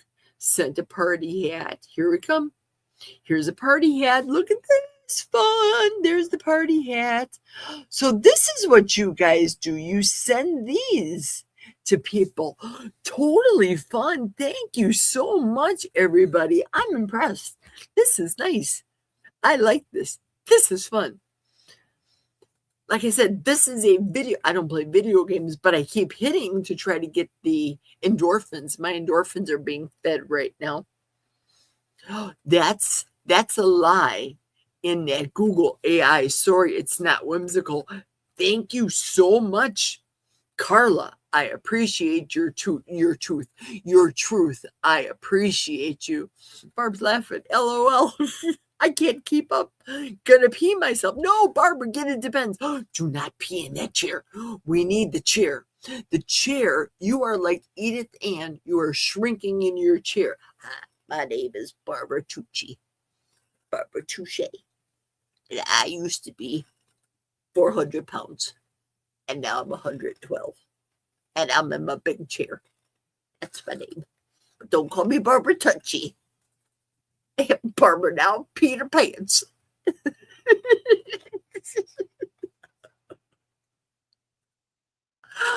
Oh, that's just hysterical. Its original meaning was dark. Sharon knows. Sharon's a God girl too, so she knows. She knows all the things. I just spotted a biscuit tin.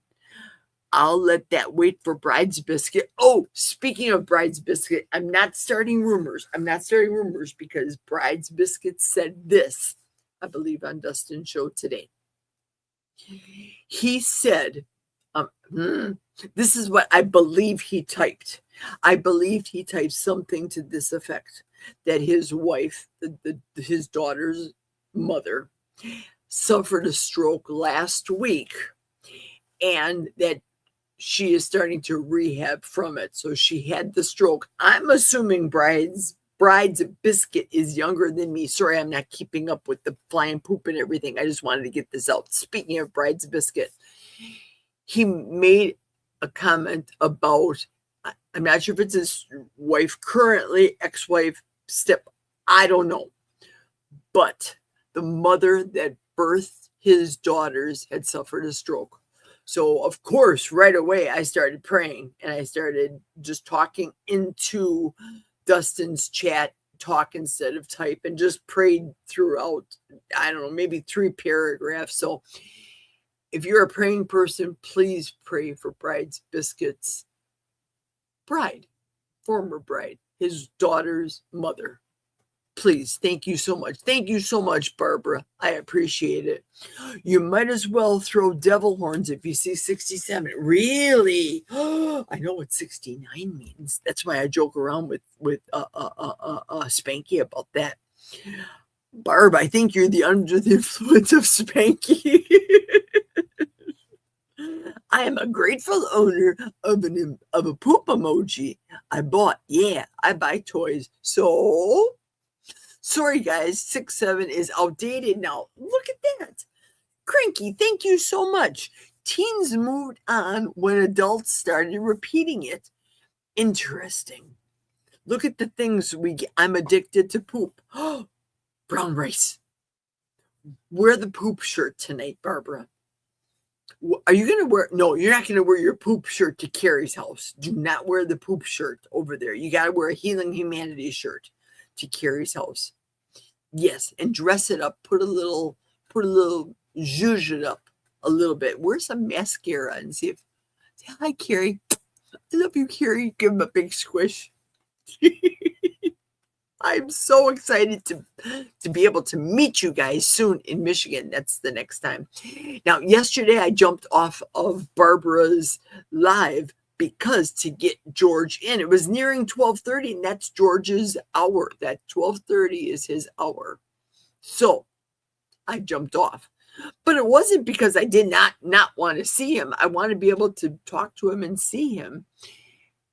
I just wanted to be respectful and be off so that the other people that still wanted to be on would be on. But I do love George so much, and I can't wait to see the look on his face. And I know he's going to be bawling when, well, you know what I mean, Barbara. You know. Okay, Sharon says, my one son scolds his kids for using it. Ooh, now we have sparkles. Ooh, we have sparkles. I have to go back to the sparkles. I have to look for sparkles. We have happy golden poop, Aaron. My cell phone did not catch up. Oh my goodness. My cell phone did not catch up with my computer. Now I'm discombobulated here. Oh, here come the sparkles. There's the sparkles. Ooh, there's Wendy's sparkles. Sparkle. Back to positive, but I ran out of jewels, says Mist Above. Oh, Carla. Oh, no. But thank you so much for sending all the jewels and all the things. Thank you so much. Barbara's just got tons of them. Look at her floating hearts now she's sending me. Oh, that's it. LOL. Barb, poop. Have more happy poop. I love this. Hi, Sharon. Dang. Wow, Jerry, I had no idea about your weight carnivore story. That's amazing. I know, right? I lost 163 pounds once. I gained 165 pounds back. And right now, I lost 175. It does make sense. In other words, I lost weight twice, and I'm not losing weight again. The only reason I've lost 175 is because I'm in a fasting mode. The happy golden poop. I know, Aaron. I saw happy golden poop. Here it is, right here. There's happy golden poop. Look at that. Ooh, happy golden poop. Thank you so much. Absolutely, Brian. We do want to say prayers for his wife. I choose to say his wife too. I do. I should not have been disrespectful because that's the girl's mother. That's the girl's mother. Did he share that? Yes, he did. He shared it in the chat, Sharon, and it may be before you saw that, but he actually typed it and it was in the chat. When he did that was when I started talking instead of typing and praying, saying a little bit of prayer. I know Dustin may or may not like prayer in his chat, and I didn't mean to be disrespectful, but that's the first thing I knew to do. So I just started praying on Dustin's live chat. I did. Bride's Biscuit. Yeah, and I think Lynn was there. Lynn will know and be able to say that he did. He's the one that did type it. So that's why I'm asking people to pray for Bride's Biscuit. I love Bride's Biscuit too. Bride's Biscuit and DS111 are funny guys. funny, more poop, happy poop. I'm so happy. I love it. I love the poop. Look at all this poop. When was the last time you guys got excited about poop? You know what I mean? I haven't pooped in days, people. No big D, and don't mean Dallas. No, I haven't. Maybe that's why I'm so goofy. I haven't eaten anything to get poop. Does salt from electrolytes make poop? Yeah, and the fact that my last winter fast that I did, you guys, I had diarrhea the whole entire time in the winter time, and nothing right now. Nothing. Kids like to have something that adults are in the dark about. Exactly. Okay, here, Barbara, when her grandkids say 6-7, I scream wildly, 8-7, and they give me that, Grandma, you're crazy look, but they stop saying 6-7. And I just learned something new today. I would give anything to meet all of you someday. You and me both. Kansas is not that far away. Click my heels 3 times. There's no place like Brian's. There's no place like Brian's. There's no place like Brian's. Blink. We do the genie thing. Blink. It made me dizzy. I throw other numbers out there. Yes, there was someone who commented my granddaughter was so tall for her age. I said, well, her father is 6'7", 6'7", and she cracked up. There we go. Habakkuk 1:5. I can throw out some numbers too. Don't get me all numbered. John 3:16. People at a bam heartbeat. I will do that. Me too, Brian. We can wear our cool shirts, says Ellen. That's wonderful, Jerry. Everyone in here is a blessing. Absolutely. We only hang with the cool people. My crowd may not be a lot, but my crowd is a good crowd. I love all my peeps. I love all my peeps. When I retire, I think I'm going to be doing afternoon lives because, well, the nights are taken by Barbara. That's fine. The mornings are taken by Mitch and Kilts. That's fine. I'm going to just stay with the afternoon lives. When should I retire, though? Oh, Lord have mercy. Brian, my friend, same here. Absolutely. Oh, Sharon's saying, no, I was saying that he shared it. It wasn't a question. Oh, yes. Thank you, Sharon. Thank you. You are right. Lynn says, yes, you are right. Thank you. Emmett is turning 6 in September, and Nixon cannot wait because he's 7. Someday, friends, someday we'll be together. Yes, we will. Yes, we will. Bring out that Motown in me. There's a little Russ inside of me, you guys. There's a little Russ. Just saying. Jerry, do you really want to know? Do you really want to hurt me? Do you really want to make me Brian? Do you really want to hurt me? Jerry, Aaron, that's funny. LOL, Brian. Take magnesium, you will poop. I have no food in me to poop. I have salt. That's the only thing I have in me. I have no food. I haven't had food in me for 26 days. Yeah, today's the 26th. Nothing. Jerry, I'll get my red sparkly Dorothy pumps out right now. Yes, do it. I got rid of all of my high heel shoes. I saved, I think 3 pair. Patent leather black, a pair of blues, and did I save a pair of red shoes? God only knows why. I don't think I'll ever wear high heels again because, well, the hip, the back, all the things. I gave them all away. I don't think salt will cause anything. It's one of the body's most efficiently reclaimed substances. Wendy, you are so smart. You and Barbara have been helpful today to my Olay brain. And of course, always Sharon and Lynn. I can always count on you all in the chat to just steer me in the right direction. Great. I just got transported to the back of the house. Thanks, Jerry. I love all y'all. I do too. I love you too, Amanda. Same.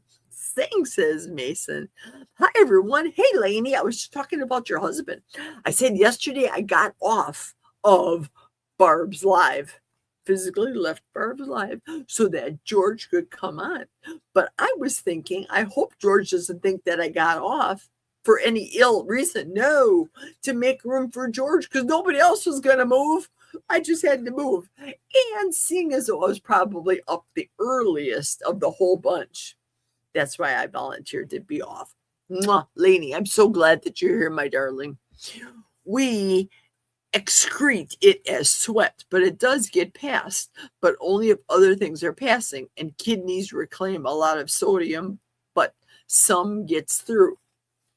Okay, TMI again. Speaking of gas, speaking of passing. I've said it before that carnivore people do not stink when they pass gas. I don't stink, but I have been expelling air. I think it's telling me that I'm just talking too much and I'm sucking in too much air. That's why I'm expelling air. But I can clearly tell you I'm expelling air and it does not stink. We do love Amanda. Lady Laney. Yes. That was Mr. Rogers' neighborhood. That was Lady Elaine. But I'm going to call her Lady Laney. Oh, Kelly's here. Okay. Shh, quiet, you guys. I'm going to go. I'm going to do it to Kelly. So, Kelly, get ready. Here it comes. Oh, Kelly's got his finger up. Oh. I don't know if he's talking right now. Okay, he's going, yes. I had to turn your other volume down off the YouTube because it was like, what in the world? It's like back and forth. It's like double. What's going on, Jerry? You're talking like you have a double. I think I was drunk. Happy friend anniversary. Happy friend anniversary. Happy friend anniversary. Happy friend anniversary. Happy 1 year being your friend and a happy 2-year carniversary, Kelly. Yes. Yes, and I'm celebrating with a new dish that I never had before. It's beef shank uso buco, carnivore style. Be still in my heart. Show it to me again. I want to look. Oh, that looks so beautiful. Is it hot now? Smoking? I don't see smoke coming off of it. No, I had it off the crock pot for a while. It's probably underneath this hot. But first time I ate bone marrow, it's so delicious. This is the first time I ever had beef shank. And I saw a video on YouTube and I'm like, I may have to do it. I did this video. I just finished recording it, got it finished. I just got to edit for next week or maybe the week where I'm not doing anything. So I got one more video that I'm going to do. I'm trying to get ahead. And that one's easy. I can do while I'm on call. And that is air fry a steak in an air fryer. I have finally surpassed that. Wait a second. You didn't cook ossobuco on an air fryer. No. No. I'm talking about a steak. I'm going to do I got one more video that I want to do to get out. And that's because I'm going on call tomorrow through work. So I want to make sure everything is done. And then I won't be in town the following weekend because I'll be in Indiana. I'll be back complying for my live, but I won't be here, so I want to have videos ready. So the steak video will be really easy. Air fry a thick cut steak in the air fryer. Oh, I finally got that to where I love it. Did you freeze it? Was it frozen solid like Aaron and I do it? Yes, it's the best. It is so good. That's how I did the trick. I took it to work and used the air fryer at work. That's how I got it. I took a frozen New York strip that I had from Good Chops, took it to work, and it came out. Yay, fabulous. Oh, that is total freedom. Taking it right from the freezer. How long did you cook it for? Not that you want to spill any beans, but about 25 minutes it took me. 20 to 25 minutes. Now, my butcher box are this thin, so I cook them 8 minutes, so they're medium rare. So it's still pinkish on the inside, but yours was way thicker than mine for sure. Yeah, and now I tried one of the new York strips yesterday that I the video I just put out today, the Sam's Club haul that I did. Now I did that one fresh cut. It wasn't quite, I just gave it a try. I did it for like 15 minutes. That one, yeah, it wasn't like throw it away, you just run to steak, but it was edible. It was good, but it was like medium to medium rare. It's got that pink light red, and it wasn't the rare like I wanted to. Hey, Lance. Marvelous. Hey, Lance. Hi, how are you? George or Lainey. I tell George I'm so glad. That's funny what you said about Terry. Hi, Lance. How's it going, buddy? It's going really good. I'm happy to see both of you on here right now. I just finished the recipe. I finished editing it. It's scheduled to come out in about 5 minutes, and I threw it over to Kelly. Oh, I got to do another one. Okay, I know exactly what I'm going to do now. Yeah, after seeing what you're just doing, I kind of figured you would be doing something. Yep, I'm doing it again. I did it earlier because Feral Grandma, I don't know her name. I'm not good yet. Wendy, she threw it to me, so I did the poffle. So now Lance is throwing it back to me, so now I got to do it again. So I got a trick. That's good. True, Sharon.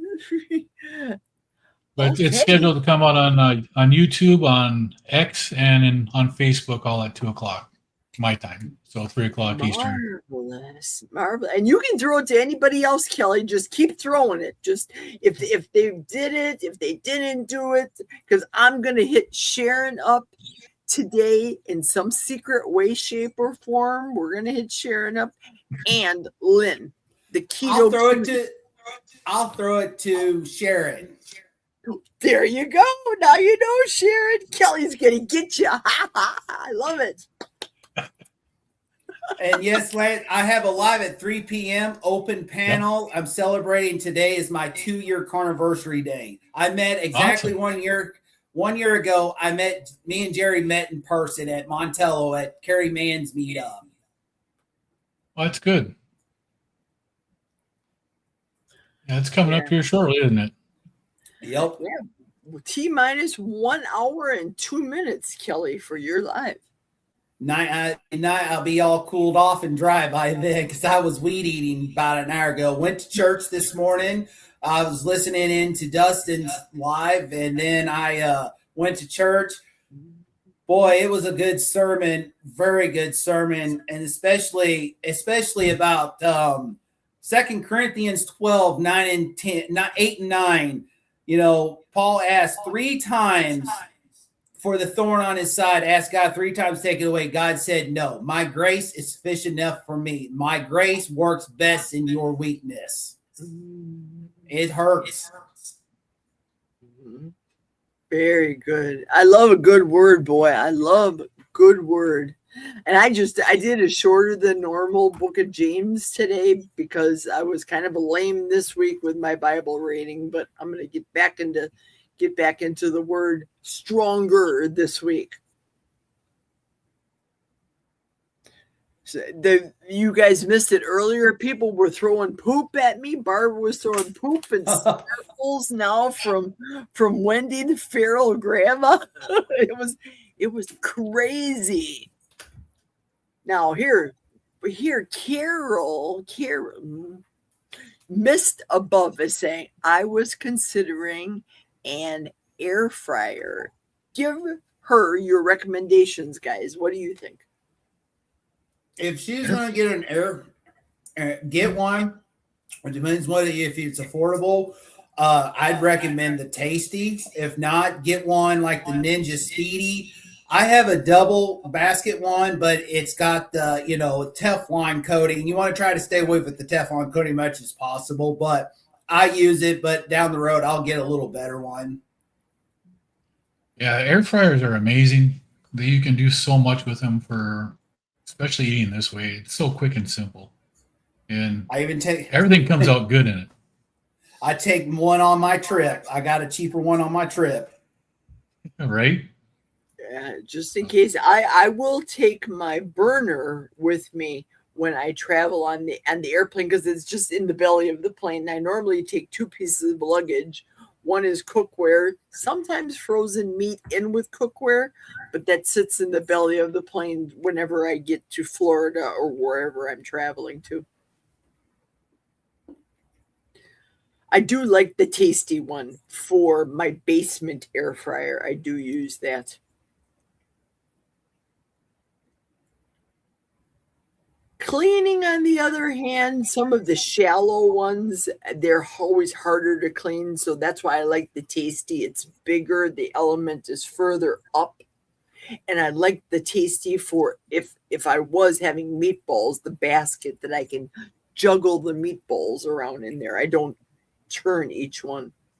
Now, see, I've got the Ninja Pro XL. It's got the glass doors that open up. It's got different racks you can put it into. And that thing's hard to clean. But I've had the basket ones too, and I love the basket ones because they're so simple. And Carla, too, the ones he's referring to, I believe, aren't they stainless steel? I think I saw them stainless steel units you speak of, Lance. I don't know if it's stainless steel, but yeah, the racks are stainless steel, but it's just, you cook a steak in there, it splatters and gets all over on the inside. It's a lot inside to clean out of it, and it's got the drip pan underneath it, but it's still a pain to clean. Now, have you ever used the paper liners in your cookers, gentlemen? In my basket one, yes. I have not used the paper ones. I just use parchment paper and just kind of use it the best I can. But yeah, I like to get some of those liners. Now, the reason I'm sorry, go ahead, Lance. I was going to tell Kelly, I think I'd stick with the parchment paper. Cheaper. Yeah, cheaper, bigger. You can also tuck it in, I think. Now, I did go ahead last week and I bought air fryer magnets. The only problem with them is you can't use magnetic tongs because as you stick in your magnetic tongs, the magnet gets sucked right to it. So you have to use wood or silicone for turning over things. They were good. I liked them. It was cheap on Amazon, and they didn't melt in the air fryer, which was a plus. But no metal utensils to use them, or your magnet will get right sucked on it right away. Right. Yeah, Lynn has been at all the chats. Lynn was in your chat today too, wasn't she, Lance? I think I saw her there. She was. Yep.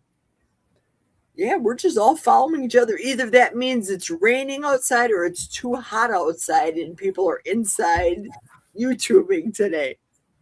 It's hot out. It is. I weed eated about an hour today. I wanted to get them around my house. It looked terrible right at my front door, right going up the deck. And it's like, it looked like an overgrowth. And it's like, it's terrible. I got to do this. Mm-hmm. I was going to trim a tree real quick, but I'm like, it's too hot. I ran out of string, got half the yard weeded. I'm done. I'm not even going to worry about it. I'll do it later this week.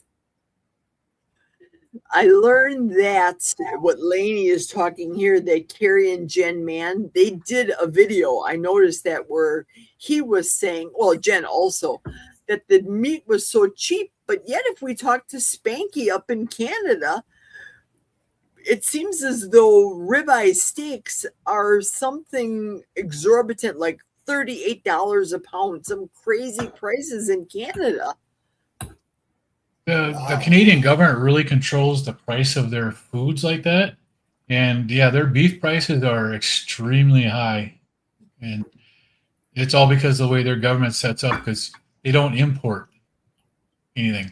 We can't send our beef up there. They won't let us. And they don't take other countries' beef either. So yeah, even their milk and eggs and everything are expensive because of the way their government has set up how they get their foods. Amazing. Now, Cranky's writing here that he enjoys beef shanks that are browned in the Ninja Indoor Electric Grill on maximum for 12 minutes for black and blue meat with the marrow for dessert. Tell us about your marrow experience, Kelly. I want to hear your story. First time right now, I had that marrow in the shank. Oh, it's like melts like butter. It was delicious. So now I got to get me some bone with marrow in it, just bones, and do it again. I haven't got it empty, but the slow cooker or the crock pot has the juices, the broth, and all that I'm going to drink up after I'm done here. That's what I do too. Everybody loves your shirt, Lance. Of course they do. It's fabulous. Oh yeah, I like this shirt. Me too. It makes every head, when I wore it to work, it makes every head turn. That's the third one I have of his, so I like these shirts. Once I reached. What was that? What else do you have besides the strict carnivore, Lance? I've got the carnivore high fat for life, the Miller High Life version, and the Starbucks, the carnivore eat meat with the lion. And I have the coffee cup for the Starbucks one too. Okay. What do you have, Kelly, from the Gary collection? I haven't got any yet. I want to wait. I don't want to buy one now and turn around and have to get another one because it's too big. So I'm waiting because I'm back on weight loss. Weight is coming down. I've already lost 17 pounds, 16 pounds because I started in June. Back in June, I was 289 after I gained, and I'm just within 2 to 3 pounds from where I stalled last year. Fabulous. Nice. That's because of Lion, correct? Lion diet? The Lion diet, but then I went more carnivore, but majority is Lion. Like the last 3 days, all I had was Lion. Got it. Bye, Lynn. Thanks for coming. Ricky's on live now, her beau, so he's on now. Okay, Sharon says, I've got it. It may be only the second thing on my YouTube channel. If I can't figure it out, then she's going to put your challenge on her Facebook, Kelly. All right. Excellent. Thank you, Missed Above is saying. Her name is Carla, by the way. It's her thanking you guys for the air fryer suggestions. Sharon saying that her video is going to be like a B movie. Okay, now here, this is true. I don't know if this exists. Carla is saying she'd prefer ceramic. She's recovering from long COVID, so standing and cooking at the stove is exhausting. I bet. That's what a smoker's for too. Of course, prefer easy. So easy throwing into a smoker and just letting it smoke. Right. And those little electric ones, I had one when we lived in southeastern Wisconsin. Fabulous. And I think I paid something crazy, but this is years ago, something crazy as though it was $99. But it lasted for many years before we moved up here. And I said, I'll get another. And I just never did. Now, here's a question for you, Lance, from Brian. He can't remember if he asked you, are you going to be joining us on the sardine fast? I am not. I'm going to stay with my 72-hour water fast. I have those planned out to the end of August. So I'm sticking with my 72-hour water fast. But they're more than welcome to come to my accountability Monday, Tuesday, and Wednesday to talk about it and hijack it if they want to. Yeah, I don't mind the water fast. And to me, I know it's real flippant to a lot of people when I say I've been doing it for 25 days. I'm used to it. This is short compared to a 40-day, but it was so ding dong hot though this time. Ugh.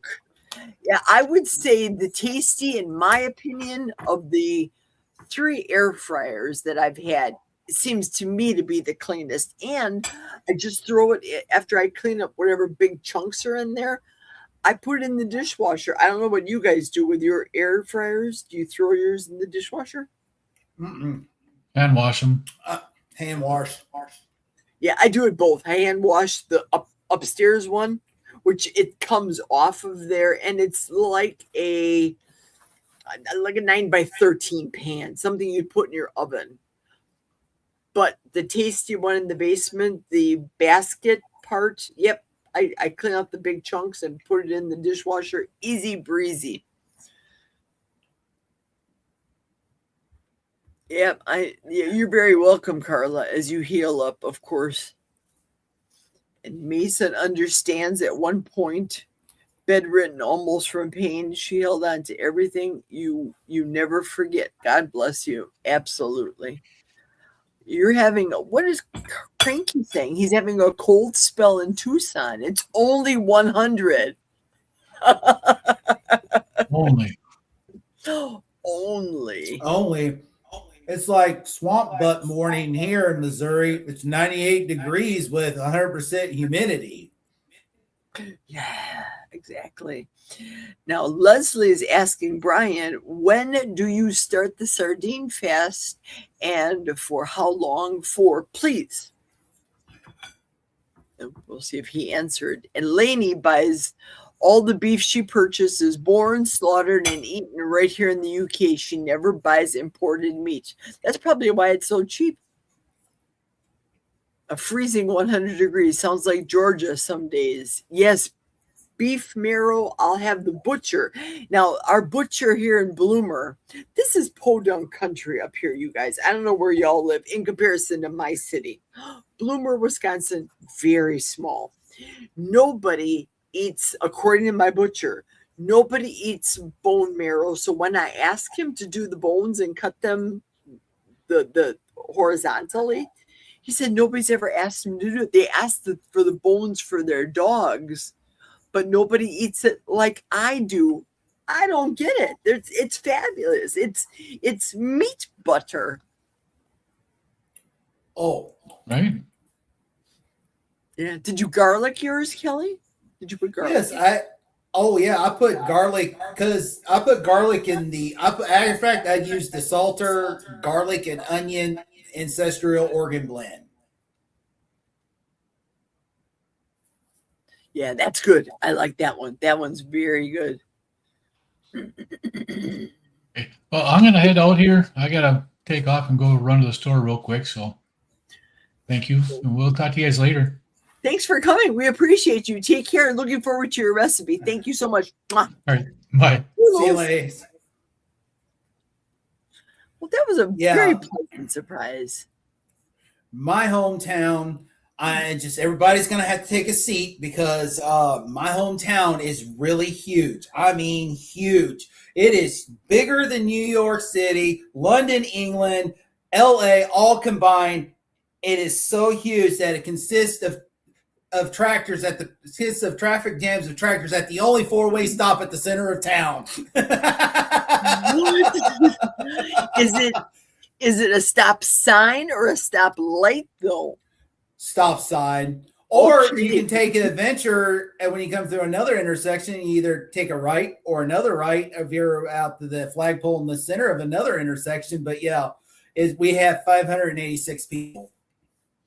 Wow. Yeah, you are much smaller than Bloomer, Wisconsin. And Bloomer, Wisconsin, they say is the jump rope capital of the world. Apparently, if you Google it, they will tell you that. Now, the next town that is bigger where I do a lot of my shopping that has the Walmart, the Walmart, Aldi, and a Bratcher supermarket. It's a town of about 14,000 people, Moberly. Okay. They're nicknamed the Magic City. Got it. Why do they call it the Magic City?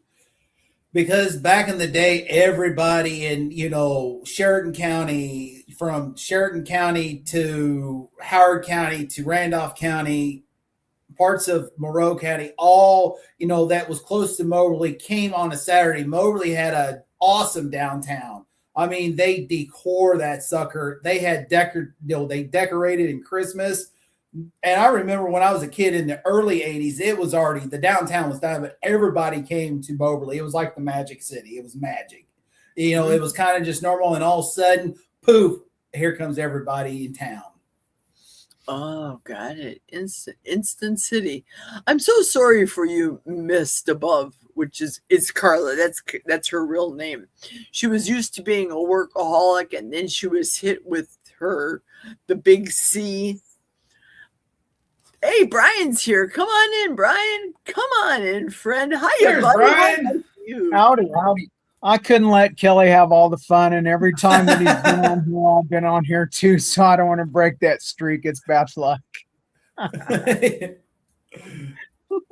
are you guys doing? Doing good. Very Just nice. cooling off, staying cool after, I went outside, got the swamp butt from weed eating. I wanted to trim a tree, but I'm like, nope, I'm done. The string ran out of the weed eater. I'm done. Shutting the shop door. I'm going back to the house. I think we're supposed to be 109 today. So, yeah, we're having a little bit of a streak. My thermometer right now is showing 98, and it's supposed to be near 100, but feel like 110, 115. You guys have humidity. Yeah, humidity We for usually sure. You don't have don't, but we've humidity had some rain. in Kansas? What's that? No humidity in Kansas? Where I'm at, we don't have a lot, but we've had rain almost every night, so we're gonna have some humidity. But usually we're pretty low on the humidity. It's just hot and windy. Excellent. I think Sharon's talking about that Ninja Crispy glass air fryer that's relatively new to the market. Hi, George. George is done with his stuff, so here I am. George, feel free to hop on, friend. Hi, George. I have the pinned. The Tasty air fryer is supposed to be one of the cleanest ones, but it's really expensive. That's the only downfall.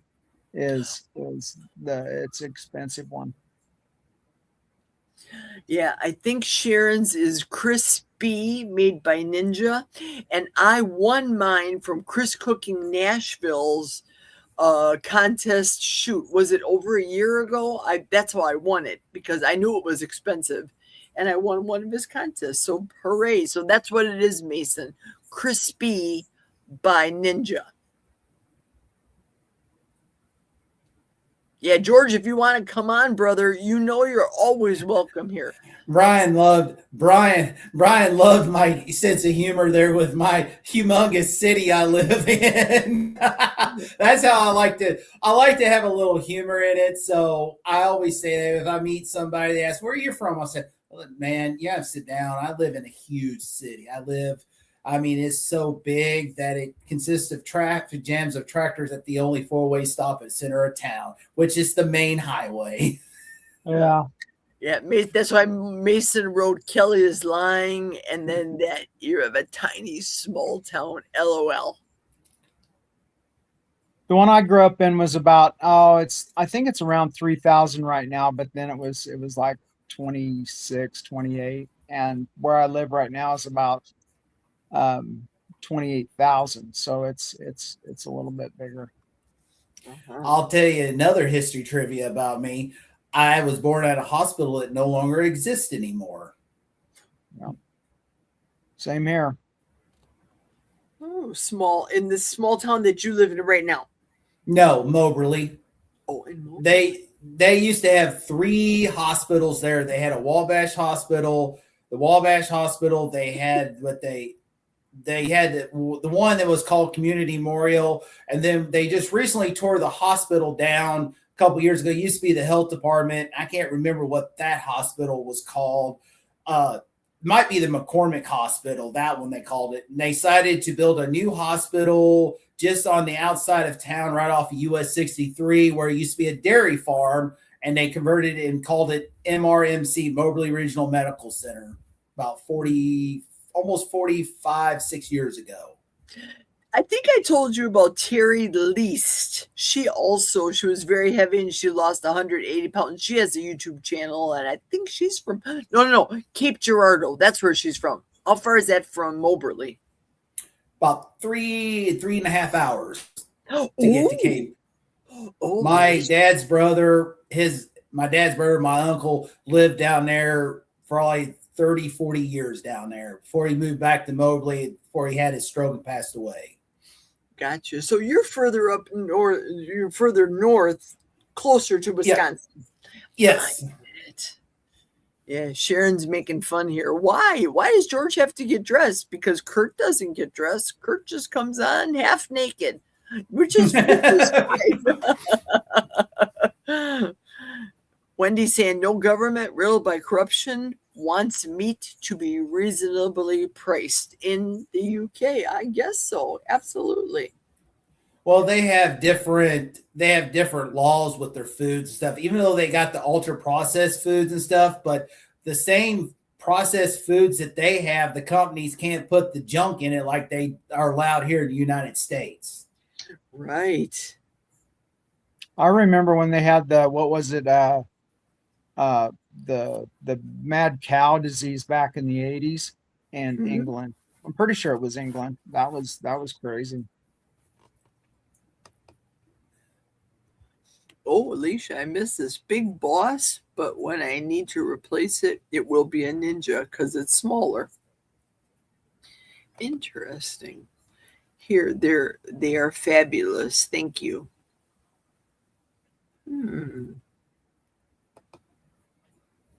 Okay. I'm sorry. Go ahead, please. The air fryer that looks interesting is that they're gray with a black bottom, and they're huge. But I don't know the name, but they're really expensive. Gotcha. Almost double everything else. George has to wear his uniform. He represents Carrie and Kilts. He'll be on in 5 minutes. Hi, Cindy. Hi, Cindy. How are you? Glad that you're here with us. Thank you for coming on. You know, speaking of Kurt, because it reminded me, because when we order our materials from a lumber company for work, and we get the primed 1x4s, it finished for our framing and stuff like that. It says, for a shirt, call Kurt for a shirt, Kurt. That's what it reminded me, when they talk, when Kurt comes on, he's usually shirtless, and it says, for a shirt, call Kurt. Yes, fun. And Lainey is saying hello to Cindy. Lainey. So right now it is, I think it's 8:30 in England, correct, Lainey? I believe so, because it's like 6 hours ahead of us. Right. Hi, Bob. That's what I thought too. And Cindy is saying, what is Cindy saying? Oh my, this has been going on for 2 hours. Yep, such dedication. Did I miss the sardine challenge info? Oh. You are doing this, Brian, correct? Sardine challenge now for 72? Yeah, tonight on Amy's Live, we're going to talk about it. And she said she hasn't did a sardine fast. She likes sardines, but we're going to talk about it. And that's when I'm going to start. I've been fasting. Right now I'll be at 48 hours. So I'll go from the water fast to the sardine fast. Gotcha. And, are you hungry? Are you hungry right now, No. Brian? Do you feel hunger? No, not at all. I feel actually really good right now. I was really tired earlier. When I got sick with you and that last sardine fast, it brought back several of the long COVID junk that I've had. It just multiplied it. So that's what Carla said too. Yeah, she said the same thing. She's got long COVID. Hi, Bob. How are you, Bob? We're still going until Kelly's Live at 3:00 Central if you want to hop on. And thanks to you, Bob, you taught me yesterday how to pin it. So I took your advice and I did it. Come on down. Jerry, how much longer do you have? And same question, are you hungry? I at am all? not hungry. No, I have until Friday. No eating on Friday. Saturday, I'm going to eat. And I know people tell me, be careful, be careful. Refeed syndrome is real, and I get it. And I don't mean to poo poo it, but I'm going to have a cup of bone broth, and then I'm going to go right to making some eggs. I'll give myself maybe 2 hours. Maybe 2 hours I'll give myself. That's what I was going to ask you is how do you break your fast? Because the longest fast I did was the 21-day thing, and you're eating, so there really wasn't any noticeable difference. But the longest water fast has been 5 days, and I was new to this, and I jumped right back in there and had a steak. I think it was hamburger and eggs, and I got sicker than snot. So now I take it a little bit easier. Yeah, hamburger. No, I probably wouldn't go lean that heavy on the fat. But I think eggs. I'm really hungry for eggs, and maybe it's the fact that I open my refrigerator, getting the dog food out, that I see all those eggs that are making me hungry. Yeah, I did put an egg on the dog's food today. I did that recipe, quick little when carnivore and keto collide dog food recipe today. Yeah. Oh, Lainey's making fun of her husband. Hi to everyone. George is coming on. George. Hi, George. It's George. Hello, folks. You're right. How is everybody? Hello, Jerry. Hi, Kelly. Yeah, I've been a bit of a stranger recently, but here I am, catching up. As you probably know, I've been rather busy, to say the very least. Of course. Yeah, so I'm kind of it's nice to catch up with you guys. It really is. It's yeah, I didn't realize just how exhausted I was until I stopped, and I've had actually a bit of sleep today, which is very unusual for me to actually sleep during the day. But I need to give myself some downtime now until such time as I come and give you a big hug, Jerry, in just over a month's time. Oh, right back at you, George. Absolutely. I think, Brian, are you going to be there as well? What's that? Are you going to be in Kalamazoo in September? No, I would love to be. It's too far for me to go right now, and but I would love to be hearing you guys' stories. I hope you guys are documenting the crud out of it. I imagine so. Kelly, you're in Missouri. Are you heading north, or are you going to stay down there? I'll stay there. I would love to be in Kalamazoo and meet you in person, but about that time, I will be off work recovering from hip replacement surgery. Okay. Well, I'm still waiting on my hernia surgery, so that's both of us waiting on surgery at the moment. We are a bunch of old crocs, really, aren't we? But we're doing our best. Are you going to be able to travel around, or are you just coming to Kalamazoo and then heading back to England? It's a fly in, fly out. We're traveling on Wednesday, September the 2nd, which is my 61st birthday, by the way. So I shall be spending my birthday flying across the Atlantic. We get in very late on Wednesday the 2nd. We're going to go straight to the Holiday Inn West, which is where we've booked in. I think most people are booked in there. Thursday will be a day of acclimatization, get over the jet lag, maybe try and hook up with Robin if she's around. And then Friday, I've already linked up with Barbara. Barbara intends to get there for the 3:00 check-in. So we will be in the hotel, the Holiday Inn West, ready to do a bit of meeting and greeting in the foyer ourselves. So, and then I believe that Robin is organising a meet and greet dinner that evening. Kerry and Jen, who I was obviously speaking to last weekend, I spent last weekend with them. They are driving down. They're coming around the bottom of Lake Michigan and up. They intend to be there on Friday. Kilts is definitely going as well. I imagine he will be there on Friday. So it looks like it's going to be a heck of a dinner that night. It's going to be a lot of our friends there. So hopefully there'll be lots of photographs, lots of Facebook stuff, and everybody can follow what we're doing. Jerry, are you actually going to take the ferry, or are you going to drive around? No, I'm going to take the ferry across just because I dread Chicago travel. I just dread it. Yeah. Ferry across, and then I'm crossing my fingers that Ellen, Scooby the dog, is going to Yeah. come with me, and then we're going to drive down and then go to Amy's, I think, and then we're going to head over. That's the game plan, but nothing's etched in stone right now. Hey, here's a question for Kelly. Cindy's asking you, Kelly, are you thinking of doing a meetup in Missouri? I could possibly make that one. I would love to meet some fellow carnivores in person, says Cindy. Yes, it's in my mind. I would love to have a meetup eventually. I have places in my area, my local area, that we can have a meetup, and I'm hoping in the next couple of years, maybe next year or 2028, that we will get a meetup, and I may either try to get with Carrie Mann with Healing Humanity and or Dr. Kiltz as well. Excellent. Hi, Bob. Welcome. Hello. Can you hear me? I can. Yes, sir. Loud and clear. All right. Let me turn my volume up a little bit. How's everybody doing today? Good. Fabulous. We're in air conditioning, so it's good. Very nice. All right. I'm doing a whole lot of nothing, just relaxing, and I'm actually editing my video for your challenge. Fabulous. I actually filmed yesterday. So marvelous. Yay. I'm so excited. I can't wait.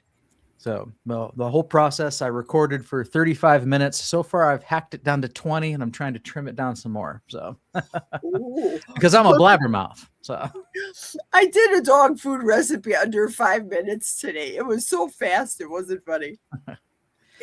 Oh, can I just jump in here a second and say how much I miss Carnival Talk? But I've had to go back to work full time now, so 1 o'clock in the morning is no good for me anymore. But I do miss you, mate. I do miss Carnival Talk, and when I get 2 weeks off at Christmas, I will be catching up with both yourself and is it Geezy who comes on with you, and also on the following night, I want to catch up with Russ Mitchell on Keto Cookouts as well, because I do miss Russ.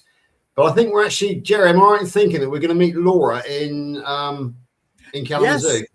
Yeah, she is coming. Absolutely, I'm excited to meet her too. I'm just so pumped to see everybody here. I'm incredibly excited to meet Laura because she's a lady after my own heart. She's a better shot than me, and she knows a lot more about about nursing than I do.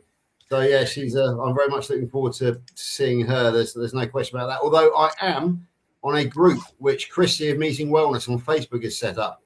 If anybody's not on that, then come and join us. But yeah, we do swap messages on there. So it's I'm staying very much in contact with the community. I just can't be on YouTube as much as I used to be able to be. So yeah, it's great to be on with you again, guys. It really is. It's so good that you're here. And apparently your wife is poking fun at us that you're going to come out into the pond, into Lake Michigan, and swim to meet me. And yeah, once I squeeze you, George, you won't need any hernia surgery. I'm going to smoosh that hernia right back in you. That's what I like to hear, Jerry. Yeah. If I got the chance, I would come and stand on the dock of the bay waiting for you. But I think we're going to be kind of busy that day. So, but believe me, if I had the chance, I would come and stand with my arms open, ready to give you a big squeeze. And if you could sort that hernia out for me, I'd be very grateful. But well, that's what I do for coaching. I always say people, I like to do like real estate, belly to belly coaching. That sounds a bit extreme, but we'll get that hernia right back in you, brother. Sounds good to me. It's like when you said the sitting at the dock of the bay, it reminded me of the song "Sitting at the Dock of the Bay." I forgot the rest of the words. Otis Redding. Otis Redding. Watching as the ships roll in. Watching the ships roll in, and I watch them roll away again. That reminded me very much of my service with the United States Marine Corps in Saudi, because we were actually on the coast in between Saudi and Kuwait, and we actually got a visit from an Iraqi warship. So I was sitting on the dock of the bay watching the ships rolling in, and it was a bit of a drastic moment, as you can probably imagine. It was actually before the conflict. It was a mine layer, and they were laying mines out in the Gulf. So yeah, that was a fairly dramatic moment, as you can imagine. But and that song, "Sitting on the Dock of the Bay," always reminds me of that incident. over in the Gulf when the Iraqi warship appeared on our horizon. And yeah, we couldn't quite believe it, to be honest with you, but it was there was no drama involved with it. Now, do you know, Leslie is asking here, she's asking your wife actually, do you know Lady June from Torquay? Is that the correct pronunciation? Torquay, as in key, like the Florida Keys. That's how you pronounce it. It's the key is a key is a wharf, basically. Sorry, what is Yellow Rose's name again, Jerry? You know, I don't. Yellow Rose is Leslie. L-E-S. You know, I've known Yellow Rose for many months now, but I've never known her real name. Hi, Leslie. I try to ask. I do. I try to ask because I always think it's polite, but that's just me. Yeah, absolutely. It's lovely. I like to know people's real names, but yeah, thanks for that. That's great. I don't think we do know Lady June from Torquay, Leslie, but having said that, at the Healing Humanity in Bridgewater in Somerset last week, a lot of people turned up who I didn't know, but they're all fairly local. So we've got a whole brand new community in the south of England now and we've actually set up our own WhatsApp group called Healing Humanity UK. So we are building that community here in the south of England, and Kerry and Jenna on that WhatsApp group as well. And we've got some really good people on there. So yeah, I'm taking some downtime for myself now, but probably after I come back from Kalamazoo, we might look at starting to do some informal meetups. The wonderful Louise Benning is also on there, so she's very good at organising stuff. So yeah, that's great. Now she's not coming over to Michigan, is she? Because I'm afraid she's going to faint when she sees kilts again. No. She's not coming over to Michigan. She has been invited to speak in Cape Town this autumn, but I don't think she's going to make that either. Obviously, Louise is fairly young compared to me, and she does have childcare issues, so she is somewhat limited in what she can actually do. But she's, as you know, I mean, she's well senior to me in the carnivore world because she is the ambassador to both the Noakes Foundation and to the Public Health Collaboration here in the UK, and she has just completed the Nutrition Network Practitioner course alongside Adam Lacey, Linda Vokey, and Barb Harrell, and another few people as well. So she is, yeah, Louise is up there somewhere in our world compared to me, and she's. That's very exclusive. How much did that course cost? Do you know how much they charged? I don't know how much it was, but it wasn't cheap. I can tell you that. And Louise puts all her time, all her effort, all her energy, and all her money into representing the carnivore world, and she is somebody who I hold in the highest regard, and I'm very lucky to have her as my strongest ally here, possibly here in the UK, alongside the likes of Jonathan and Richard Smith. And yeah, together we do some remarkable stuff, and she was very much instrumental in facilitating Kerry and Jen's visit last week as well. So yeah, I take my hat off to Louise. She's absolutely fantastic. Gotcha. I want to say something real quick to Sharon CapCut. Sharon, the free version is very good. You don't have to pay for it. What they offer is very good for editing services. That's just my 2 cents. Now, correct me if I'm wrong, Kelly, but won't you be taking the Dr. Kilt's $99 course while you're rehabbing? Yes, I am. I'm going to go ahead this week. I'm going to go ahead and put the money over to the checking account and go through Kilt's Mighty Tribe and pay for that so I can have it, because it's like you take it on your own time. I'll do that, while I'm off.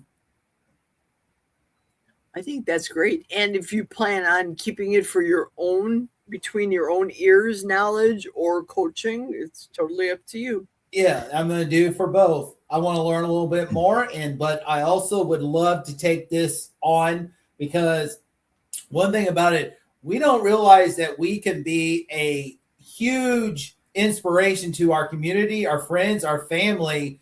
And like my mom is mostly low carb. She got off all the breads. She don't want to be type 2 diabetic. She watching her sisters just deteriorate, especially her youngest sister. She's got so much brain fog, taking so much medicine, metformin, all that. But then I hadn't seen a friend of mine. We met in college 30 years ago. We were in college together, same classes, electronic classes.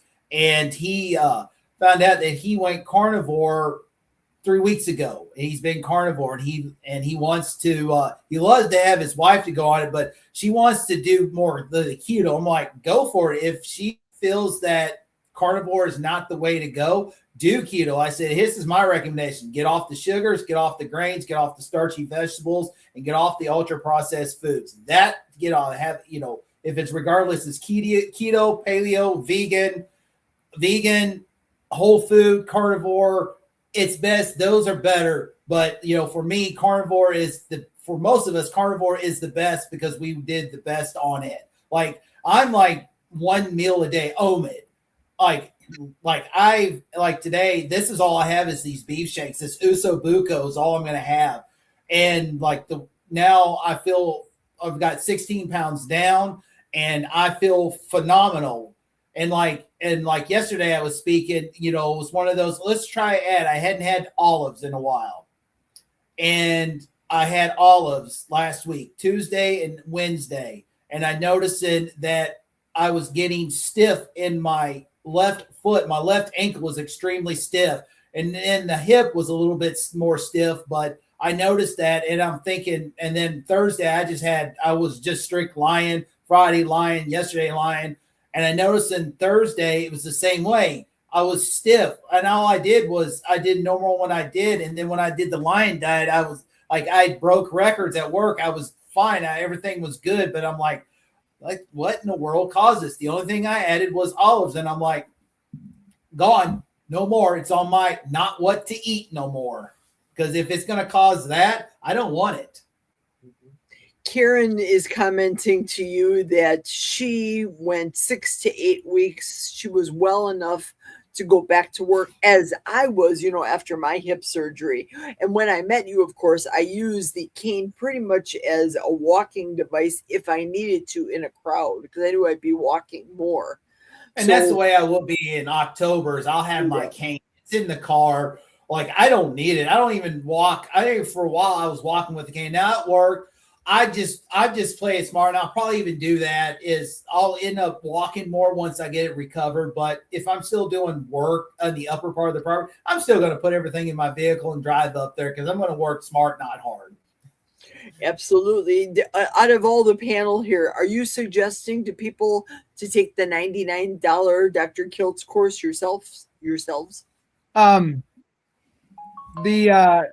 read that, Sharon. I've got a couple of friends that are going to take it, and on your salty statement, I wasn't salty, but my timing's horrible. That would have been a blessing. So, and then could I ask Bob a question or two? Do you go to any meetups, and how did you learn to do all of the editing and all of that stuff? So I've only ever been to one meetup, and that was in Columbus, Ohio. Kerry Mann and his group came down. It was a fundraiser for his movie project, and that was I don't know, 6 months ago now. So it was a lot of fun, and I wanted to go for the experience. Not a lot of them happen here in the Northeast Ohio, Western Pennsylvania area, so I want to start organizing them myself. So I want to try and drum up some interest, and I attended one to see what it was like. And again, that was more, promotional for the movie and everything. As far as how I learned to do all this, I've always been a computer nerd. So my day job is I'm a tile setter in construction, but I've always been into computers and the internet as a hobby ever since I was a kid. So when the internet became a thing, I taught myself HTML and cascading style sheets and a little bit of PHP, Perl, and JavaScript. And I've designed websites, and I have a couple other forums. I actually have multiple websites and a couple forums. And then because of those needs, I learned how to become very adept at Adobe Photoshop and Premiere for a while. Now I use DaVinci Resolve for my editing. But yeah, I just kind of geek out on it. It's just been something I've always loved, but I never made a career out of it. So, and I never will. I'll be in construction till I die. So. Gotcha. Now, George, your bride is talking on, has also taken the course too, and she went through, I think, rather speedy herself. Any more of your friends going to be taking the course, George? Not that I'm aware of. I know that Louise took it. It's just to add another qualification to her long list of qualifications she's already got. But no, Lainey took it. I think, am I right in thinking, Bob, did you complete the course? I think you're a Kilts health coach as well. Yes, I've got my certification, and I would say $99. Jump on it because I paid a lot more. So absolutely. And Jerry was on the first course, with the first cohort with us. And Brian, I think you're a recently qualified coach as well. Yes. Yeah. And so all we're waiting for on this panel now is Kelly, and who's going to do it. So I think it's just such a wonderful 12 weeks. Well, 12 modules. We took over 12 weeks, but Lainey rattled it off in a week because she was at home, obviously, with her condition. So you can, I reckon it takes, I reckon that it takes about 4 hours per module to do it properly. So 12 falls are 48. So it's a 48-hour week, basically, if you got the time to do it all in one go, a working week, in other words. So yeah, I mean, at £99, that's $99. That is ridiculously cheap. It really is. It is. That's one reason I saw that on Kilts' Facebook page. And of course, I wanted to make sure. And last Sunday I asked him about it. He said, I'm not for sure. I said, I don't want to, click on anything because, you have scammers that does sneak into your Facebook and they will do this and the way to rob your page or anything like that. But then the next day I saw it was right there. It was $99. Alia posted it right on the Kilts Mighty Tribe. I'm like, well, there's my answer. The answer's my question. Yeah, I mean, I paid the original $400, but basically that is the cost of two nights in a hotel here, a weekend away in a hotel here in the UK, but for which you get the most incredible education, which is worth well over thousands of dollars when you consider the people who are educating us. Tony Hampton, Dr. Nelson, Dr. Kilts himself, Chris Brownlin, the lawyer, the marketing team from Kilts. Coach Lisa, I can't remember her name now. The one who did 7, Becca, Nurse Becca. I mean, the names there. We've actually got them for virtually nothing at the end of the day. And between you and me, Kilts, if he had his way, would give it out free to everybody. But the only problem with that is that people don't value it if they get something for free. A lot of people will sign up for it and then not do it. But at least if you actually are invested financially in it, then you are also emotionally invested in it. So it's important that people feel that they have invested in it, and then they will complete it. Sign up for free, and you will attract some of the wrong crowd, I'm afraid. So yeah, but I mean, $99. Come on. What can you get for $99? Can you get a night in a hotel for $99 in America? I'm not sure. Beat that, and I've been telling everybody I can about it. George, could I ask you a real quick question? Yeah. Do you coach since you got your certification? Have you coached? Right. Well, what I do is I put myself out there. I've got my business card, which is quite famous now. That is my before and after photograph, which is a very powerful tool. And on the back, I have my details. So no, I'm not professionally coaching. I am like Bob in construction and earning very, because basically since I've become carnivore, my brain power is such and my personality is such that I'm much in demand, and it is good money. So, but what I do is I give out my business cards and I offer one free consultation to anybody who wants it. And if they want to carry on with professional coaching, then I have a whole host of people who I can farm it out to, both here in the UK and in the United States. So far, I've had a couple of approaches, but nobody has actually wanted professional coaching. I've given consultations, got people going, but they said no. I'll I'll do it myself. And so I'm still waiting for the first person to say, yes, George, I'd like to get some coaching, and this is my problem. If it's type 1 diabetes, probably Amy Perrin. Type 2 diabetes, well, just about anybody, cancer, Lainey. Well, no, Lainey's not professional anyway. So, you know what I'm saying? Basically, I will farm any professional work out to somebody who's actually trying to make a living out of it, such as Jerry, for example. So, but the great thing about it is it gives me credentials. It's over my shoulder there. You can see it. I am the organizer, the facilitator, the UK ambassador to the US of A. Having that certificate gives me some credence, some credentials to show that I know what I'm talking about. So I can safely hold my head up high and organize stuff in the carnivore community with that behind me. That is the reason really why I took. Well, no, it's not the reason why I took it. I don't really know why I took it, but to gain the knowledge. But that I have since passing it, I have then taken on the role of UK ambassador, and that is my backup. That is my my credentials for doing the job.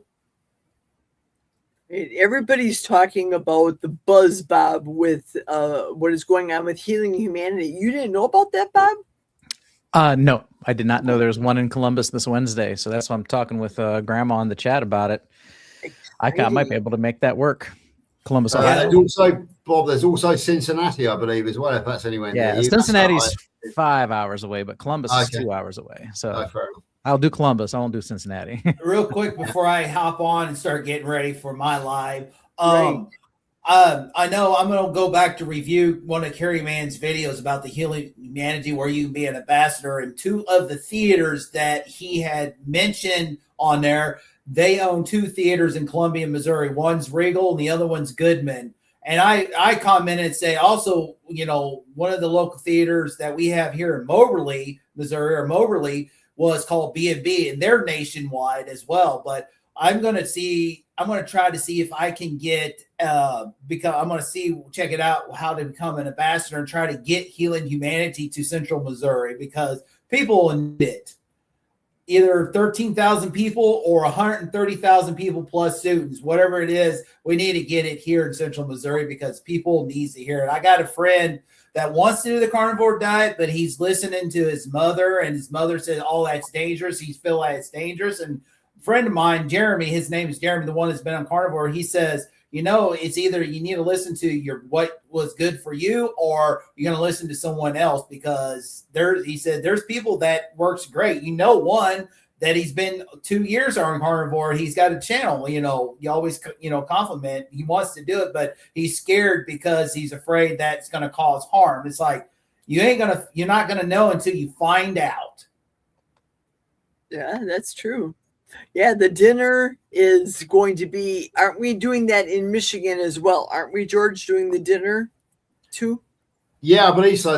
Obviously we've got the meet and greet the night before, and then we've got the conference on the Saturday, and then there's a separate dinner ticket afterwards. So you do have the option of either buying just for the conference or for the conference and the dinner afterwards. So obviously myself and Lainey have the whole day experience. So yeah, it's going to be the informal meet and greet on the Friday, and then the conference on the Saturday with some great speakers, by the way. And then there's going to be the dinner and dancing, I believe, in the evening. So yeah, it's going to be a great day and a half, basically. And then we fly back out on the Sunday. So and we're featuring Barbara's music too for the dance. Correct me if I'm wrong. I'm not sure about that. We tried to at the Great British Meetup, but not many people stay for it. But I'm not sure. Barbara, you might be able to tell us whether Robin... I know that Robin has adopted her song about Kalamazoo. I know that for a fact, but I'm not sure whether what the plan is for the dance in the evening. But it'd be nice if we could get some of her. Now, don't you have, I don't know, I'm not a geek like Bob at all, so don't misconstrue that, Bob. But don't you have all the music yourself, George, that you're going to bring on a disc or a flop? No, that is you're mixing me up with Louise. Louise is Louise. All right, Gary. Louise did that. I'm gonna. I'm gonna hop off because it's about 5 minutes. Looking for everybody coming over at 3 p.m. At 3 p.m. Central, 4 p.m. Eastern. It's a celebration. 2 years today for me. I Yeah. pinned the link, Kelly. It's on the screen right now, and I pinned it in the chat. So we'll be hanging up in about 3 or 4 minutes ourselves. Thank you, Kelly. We're hopping All over right. here, kiddo. Yeah. All right. See y'all soon. Cheers, Okay, Kelly. see ya. Yeah, just a quick word about me and computers. I'm a computer idiot. I'm the opposite to Bob. Louise, however, is annoyingly good at everything that she does. She even taught us when she was staying here last weekend how to turn Alexa down by 10% or 20%, because before we were saying, Alexa, turn it. You can never get it quite right. But she taught us how to turn Alexa down by 10%, 5%, whatever. She also, when she was driving down to us, sent us the link, which we were able to track her across as she was coming to us. And yeah, she is just, I'd say Louise is just annoyingly good at everything that she does. I absolutely adore that girl, but boy, is she annoying with her ability. So fair play to Louise. I didn't know floppy. See how ignorant I am. I know Sharon's laughing and Bob's laughing. Floppy, what are you talking about? Yeah, a floppy is a floppy disk from about 1 million years ago, I think, isn't it? Bob, you probably know more about That was like the 80s. Yeah. Oh, you guys, I had such a good time today. We had so fun. I did have a male client yesterday. So she's saying, I guess you are a magnet by the looks of your panel. I guess I am. No girls hopped on today. We had a blast. We had an absolute blast today. I had so much fun. They were throwing poop at me and jewels and all the things today. It was so fun. What a wild time. Oh, Jonathan. And I know Rick says he didn't know I was on. Rick, I'm on every Saturday and Sunday at 12 noon Central Standard Time. You talk about it every week, Rick. I'm not getting any notifications from YouTube, hardly on anything anymore. Even if I have it, it just doesn't pop up. Even if you click that bell icon? Yeah, I don't know what's going on. I'll get one day and then the next day nothing, and it just flops back and forth. So I don't know. I'll have to test it out. I subscribe to a lot of channels and I get random YouTube notifications, but I don't think I've ever clicked anybody's bell icon. So I've never said I definitely want this person's notifications. I'll have to test it out and see if it's as glitchy as the rest of you say it is. So. Yeah, Rick watches Carnivore Sunday. That's my competition. George, Carnivore Sunday, is my competition, but they're educated and I talk about God. So after I talk about God, then we get goofy at 1 o'clock in the afternoon on Sunday. As you know, I did a year on Carnival Sunday School and then I retired from it because I was too busy. But I believe that John and Juliet are doing a good job and they've dropped the school bit and it's just called Carnival Sunday now, I believe. Yeah. So there we go. But yeah, I had great fun for a year and it was great. It was great fun. I had two fabulous ladies to work with in Steph and with Juliet. I'm delighted to say that Juliet and I are now so close that she and Doug are coming to visit us here in Bridgewater in Somerset and stay in the Tudor next May. We were just talking about that today. We're trying to fix the dates for that. And I'll do my usual pitch if I may, Jerry. I'm the UK ambassador to the US of A. We do have the best carnival restaurant in the world here in Bridgewater. It's a fabulous hotel, very inexpensive. What are you waiting for? Come and visit us. Absolutely. What were you going to say, Bob? I was going to say, you said that they're educated and you just talk about God, but do not conflate talking about God with uneducated. That's not the case at all. I think some of the most educated people in the world believe in God. So, yeah. And I read things as I interpret it. This is Jerry's interpretation. And this week, I have to admit, I was short in my Bible reading this week. So it was a very short lesson, but I'm still with the book of James. I'll still be continuing next Sunday. So you can catch me after Sunday school or Sunday class. Sunday school. Sunday. I completely get it. Sometimes I think about, I'd like to talk about more than just carnivore sometimes. I have an old channel that's kind of dead, an old vlog channel with the family on it. And I haven't posted since 2017, but I'd like to talk about current events. I'd like to talk about religion and other things that interest me. And I've thought about starting a second channel and call it according to Bob. But I hardly have time to manage one, let alone two. So Yes, right. Well, I'm going to cut it right now and drop you guys. Not me to drop you like a hot potato, but we'll see you over at Kelly's house in about 30 seconds. Thank you, everybody, for being with me through the book of James again this week. I appreciate you. It's been a blast. We had 3 fantastic hours. Thank you to Barbara and everybody, Sharon and Wendy and Carla, everybody for throwing me jewels and gold and poop. Who would have thought we had so much fun today? So thank you so much, everybody. I had a fantastic time. Let's go to see you by Kelly's, and then I'll see you at Barbara's, and then I'll see you at Bob's tomorrow, and then more Barbara for Barbara's anniversary on Monday tomorrow. Hugs and kisses. Yeah. Best wishes. Bye, say goodbye, everybody. Bye-bye. Bye, everybody. Bye-bye. Thank you. Bye-bye. Thank you. Going to Kelly's.